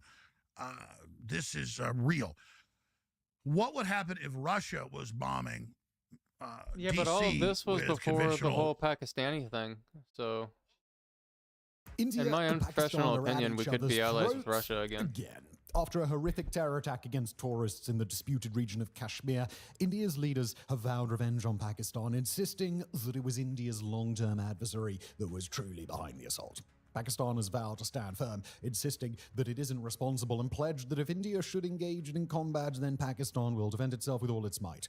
Troops are massing, heavy weapons are moving, and the international community is grasping at thin air, all but powerless to intervene. Yet at the heart of this crisis, the weapon that matters most can't be shot out of a gun or launched from an aircraft or even carried in the tip of an intercontinental ballistic missile. The most important weapon of all in this ongoing and rapidly evolving crisis is water. And if India has its way, then that weapon may well be used to devastate Pakistan and force it into subservience. Today we're going to talk about the Indus Waters Treaty, a weapon far more dangerous than a nuclear warhead, and one that India is already starting to deploy. Whenever we talk about an evolving crisis, like the one currently unfolding between India and Pakistan, we've got to issue a familiar caveat. Everything we'll be discussing in this episode is accurate only up to a certain time. In this case, the morning of Tuesday, May the 6th, local time in both New Delhi and Islamabad. As a result, any developments in the region that have taken place after that time, up to and including the outbreak of full-scale war, will not be accounted for in today's episode, although if the region really is at war by the time you see this, you can rest assured that we are already working on another episode to cover it. Also, because we've already published a full explanation of the spike in tensions between India and Pakistan quite recently, we're going to refer you to that prior episode to learn more about how we got here, instead of taking the time to rehash it now. A link to that episode is displayed on the screen, or you can find it in the description box below. Today, though, we're going to talk about water, because there is perhaps no more important factor in this entire conflict. Short of a full apocalyptic nuclear exchange, the damage that the nation of India can cause by manipulating the waters of the region is unparalleled by any other weapon available to either side. What if India cutting off Pakistan's water, what if that sparks the nuclear exchange? Conflict, including the use of smaller, low-yield tactical nuclear weapons. It's a bold statement. We are well aware of that, but let's play it out, shall we? The Indus Waters Treaty was signed all the way back in 1960 by the then leaders of the two countries involved, Jawaharlal Nehru of India and Ayub Khan of Pakistan. The objective of the treaty was a simple one: to govern and regulate the flow of the mighty Indus River, as well as several tributary rivers as they flow down from the Himalayan mountain range. The rivers are of particular importance, not just because of how much water they can carry, but the path that they take as they meander through the highlands. All 6 of the rivers pass through Indian territory, most of them through the India-controlled portion of the disputed Kashmir region before they flow into Pakistan, slowly unifying with one another until they all converge in central Pakistan. The flow of the waters downstream from India poses Yeah, because listen, an back obvious in problem. World War II, the only reason why we got hit by the Japanese, I think, was because of a blockade of oil or something like that. India, if it ever wanted to, could cut off the flow of water being delivered into Pakistan. And that's no small concern for Pakistan either. The waters of the Indus are critical in sustaining some 80% of the nation's irrigated agriculture, meaning that if those waters were to dry up, the country's agricultural sector would collapse in short order. That could mean everything from missed crop yields and shortages in a water interruption that lasted a few months to risks of a full-scale famine if India withheld the flow of water for years at a time. Conversely, if India were to hold and then release water in massive floods, it could devastate cities situated along the Indus or its tributaries, including Hyderabad, population 2.4 million, and Multan, population 2.2 million. Release those floods, and India could collapse dams in Pakistan downstream, adding more and more water in a cascading effect and destroying Pakistan's ability to regulate and use the river for a generation. Luckily for Pakistan, those were concerns that the regional leaders of the 1960s were able to see coming. When it was signed, the Indus Waters Treaty established strict water-sharing expectations for India, granting it control of 3 of the Indus River's tributaries, while the Indus itself and 2 western tributaries would be under control of Pakistan.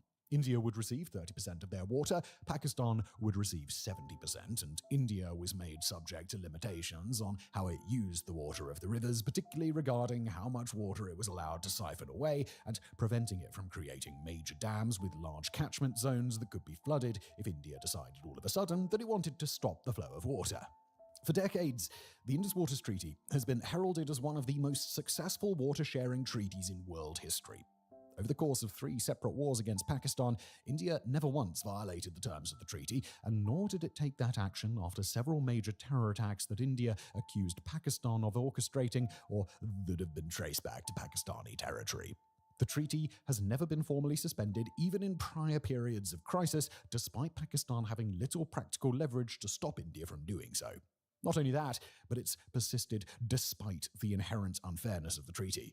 India, by nature of the flow of the rivers, is the only party to really give anything up, and it receives no form of compensation, financial or otherwise, for ceding control of about 80% of the water flow of the Indus Basin. The fact that the treaty has remained in effect for so long, despite all of that, has been a historic victory for the international order and for both nations, especially Pakistan, a nation that would have had its development stunted if the treaty had fallen apart sooner. So, when India unilaterally suspended the treaty in the wake of the 2025 terror attack in Kashmir, it was a decision that carried seismic ramifications. The news came just one day after the attack, a stunning turnaround time for a decision that reversed 6.5 decades of geopolitical precedent, and with it came terms from New Delhi.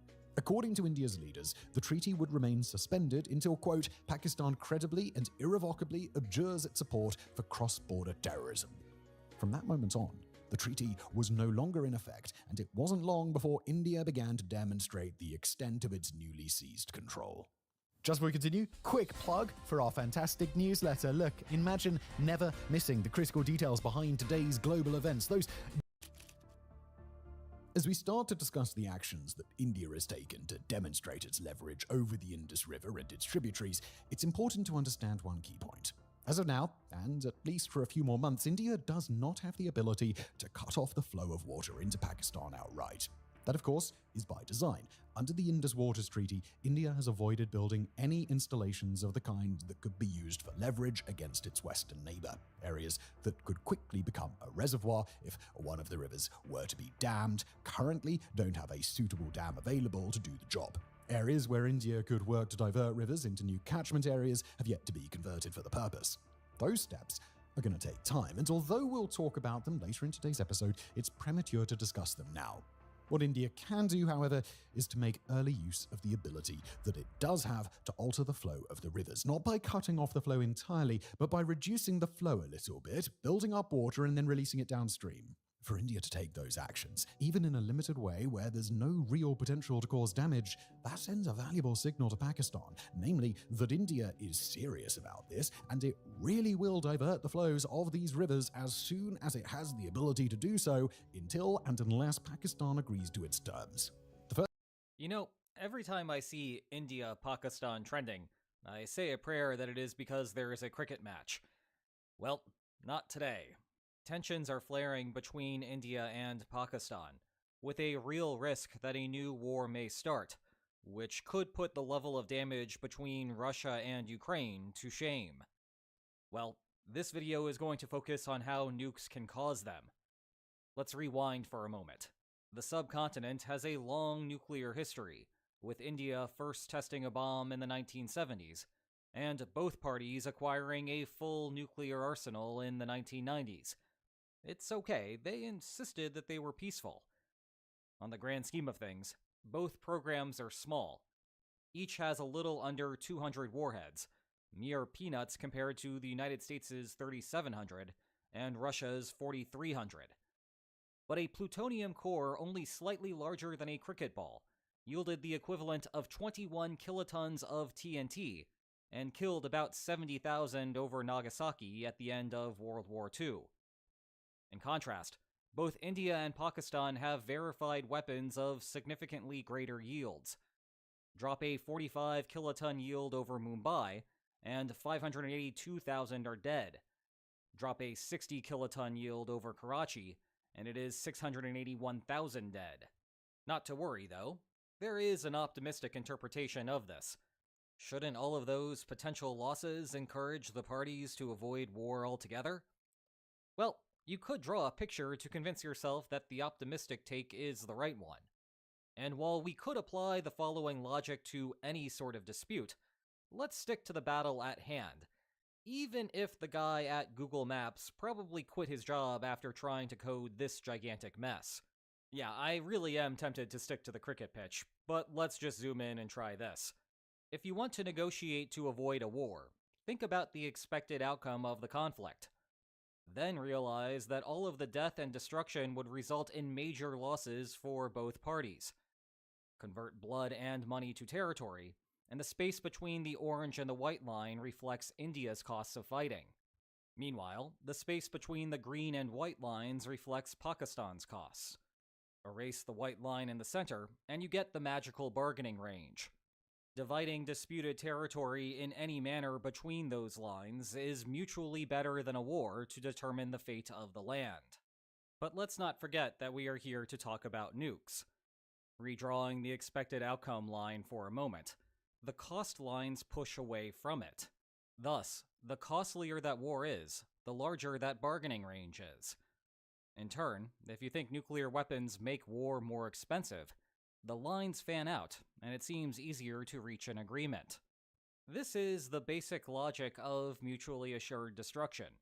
The idea that two nuclear-armed states would be hard-pressed to fight a war against each other due to the inherent risks involved. So far, so good for India and Pakistan. But there is another way to think about the problem. If I fire a nuclear weapon, then you fire a nuclear weapon, and pretty soon, neither one of us has a country to report back to. That mutual part of mutually assured destruction makes it difficult to fire off nuclear weapons in all but extreme circumstances. Heck, even the international backlash to unilateral nuclear use is sometimes enough to deter deployment of the bomb. Just ask the Kremlin how things went when Ukraine invaded Kursk. Yes, there was a whole bunch of yelling in Moscow, but little in the way of actual nuclear coercion. That is because all the victim would have to do is appeal to the third umpire known as the United Nations, or alternatively grumpy partners of the perpetrator. That alone can keep the nukes tucked away. Now, that is not to say that nuclear weapons are irrelevant in a potential war between India and Pakistan.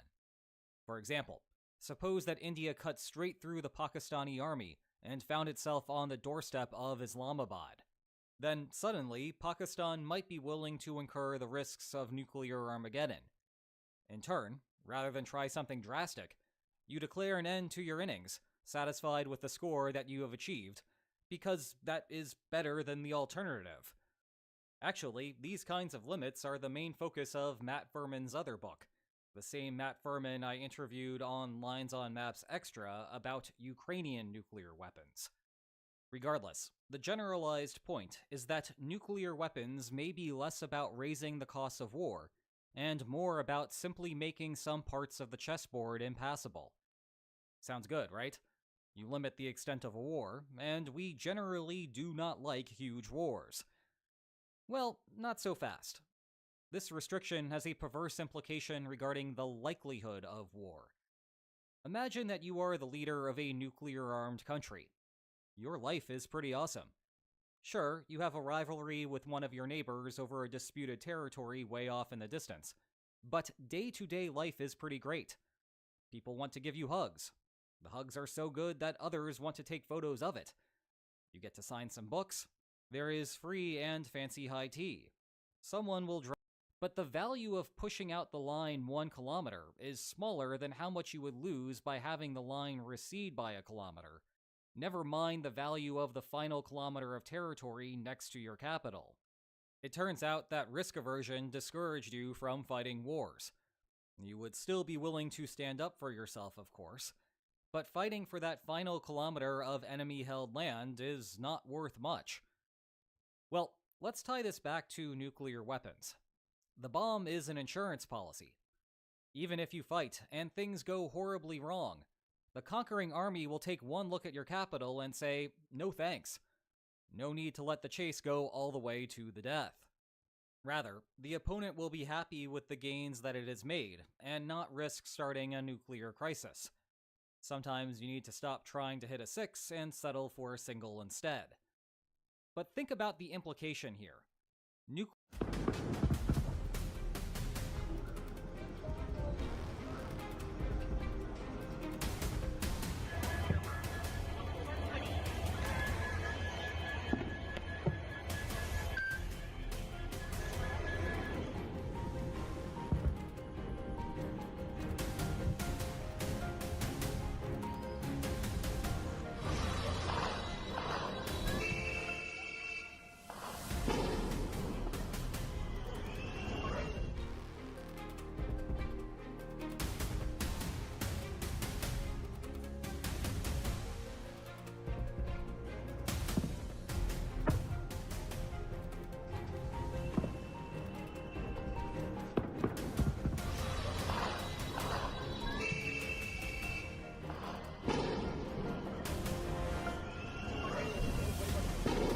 Oh, I don't know if there's copyright on this audio.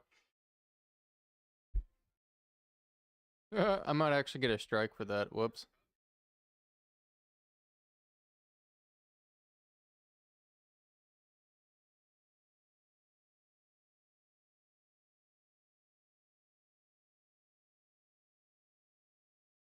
Massacre in Pahalgam that killed 26 tourists.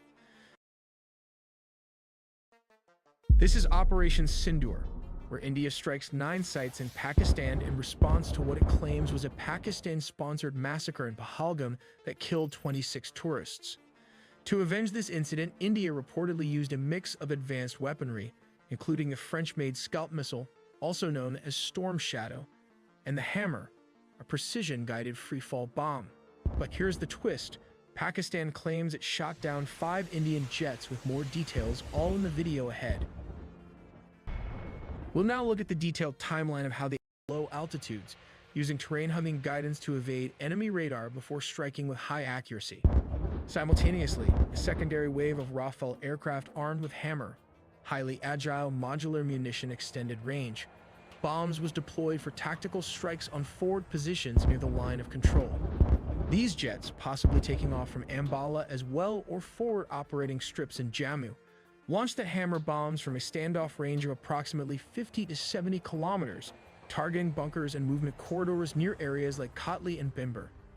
These precision bombs are capable of penetrating hardened shelters and were likely used to neutralize fortified shelters believed to house Militant operatives or weapons caches. At roughly the same time, Sukhoi Su-30 fighter aircraft were launched from Bareilly Air Force Station, They might be carrying air-launched variants of the BrahMos supersonic cruise missile. The Sukhoi Su-30 followed a different trajectory, sweeping further south and west, before launching BrahMos missiles aimed at key logistical nodes, including suspected weapons dumps and radar installations supporting asymmetric warfare. The BrahMos, flying at speeds over Mach 2.8, reduced enemy reaction time drastically, hitting targets that lay up to 400 to 500 kilometers inside Pakistani territory.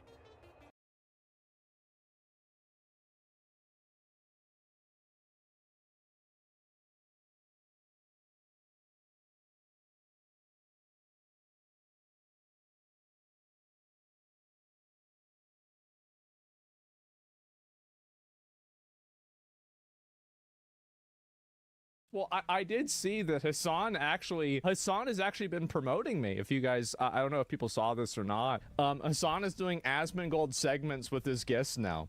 Watch this. He brings on, like, I don't know these two guys, right? It's just two guys that are just sitting here. He's talking to them about me. YouTube 12 hours, 580,000 views, 992,000 views. This is just his clip channel. Hold on, there's more. Let me show you his other channel. He's saying my channel's doing really well. Yeah, thanks, man. Latest video, Kanye's back. 65,000 views 50 minutes ago.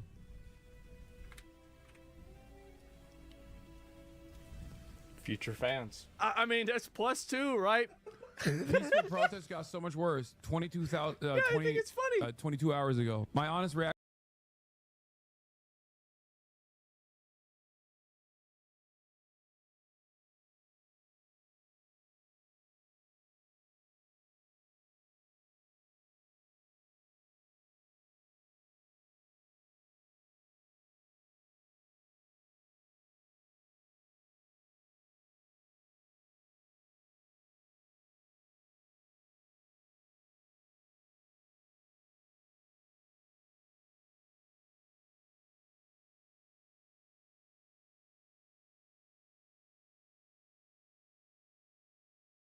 While everyone was busy guessing who the next pope will be and worrying about deported gangsters and debating the proper use of the N-word, India and Pakistan decided to go to war with each other.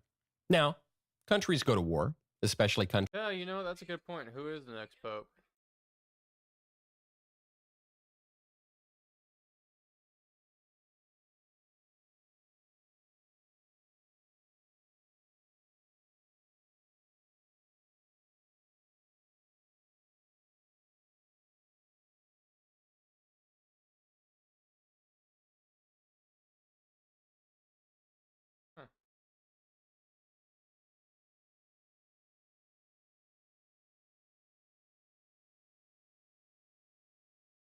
Catholic cardinals from around the world are gathered at the Sistine Chapel for a conclave.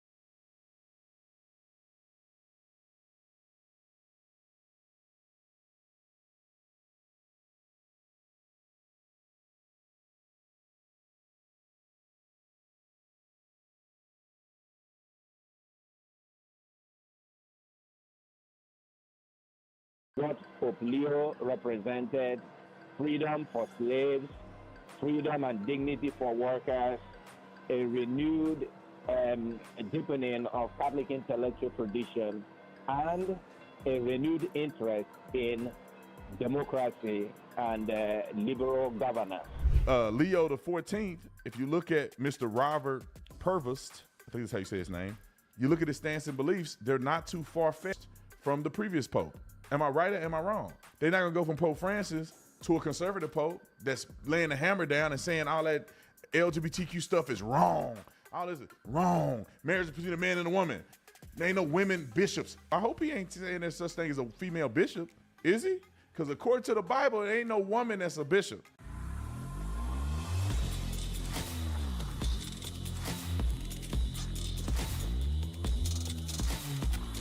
Hey, listen, y'all, the abortion industry is getting bolder, targeting young women with zero regard for their well-being.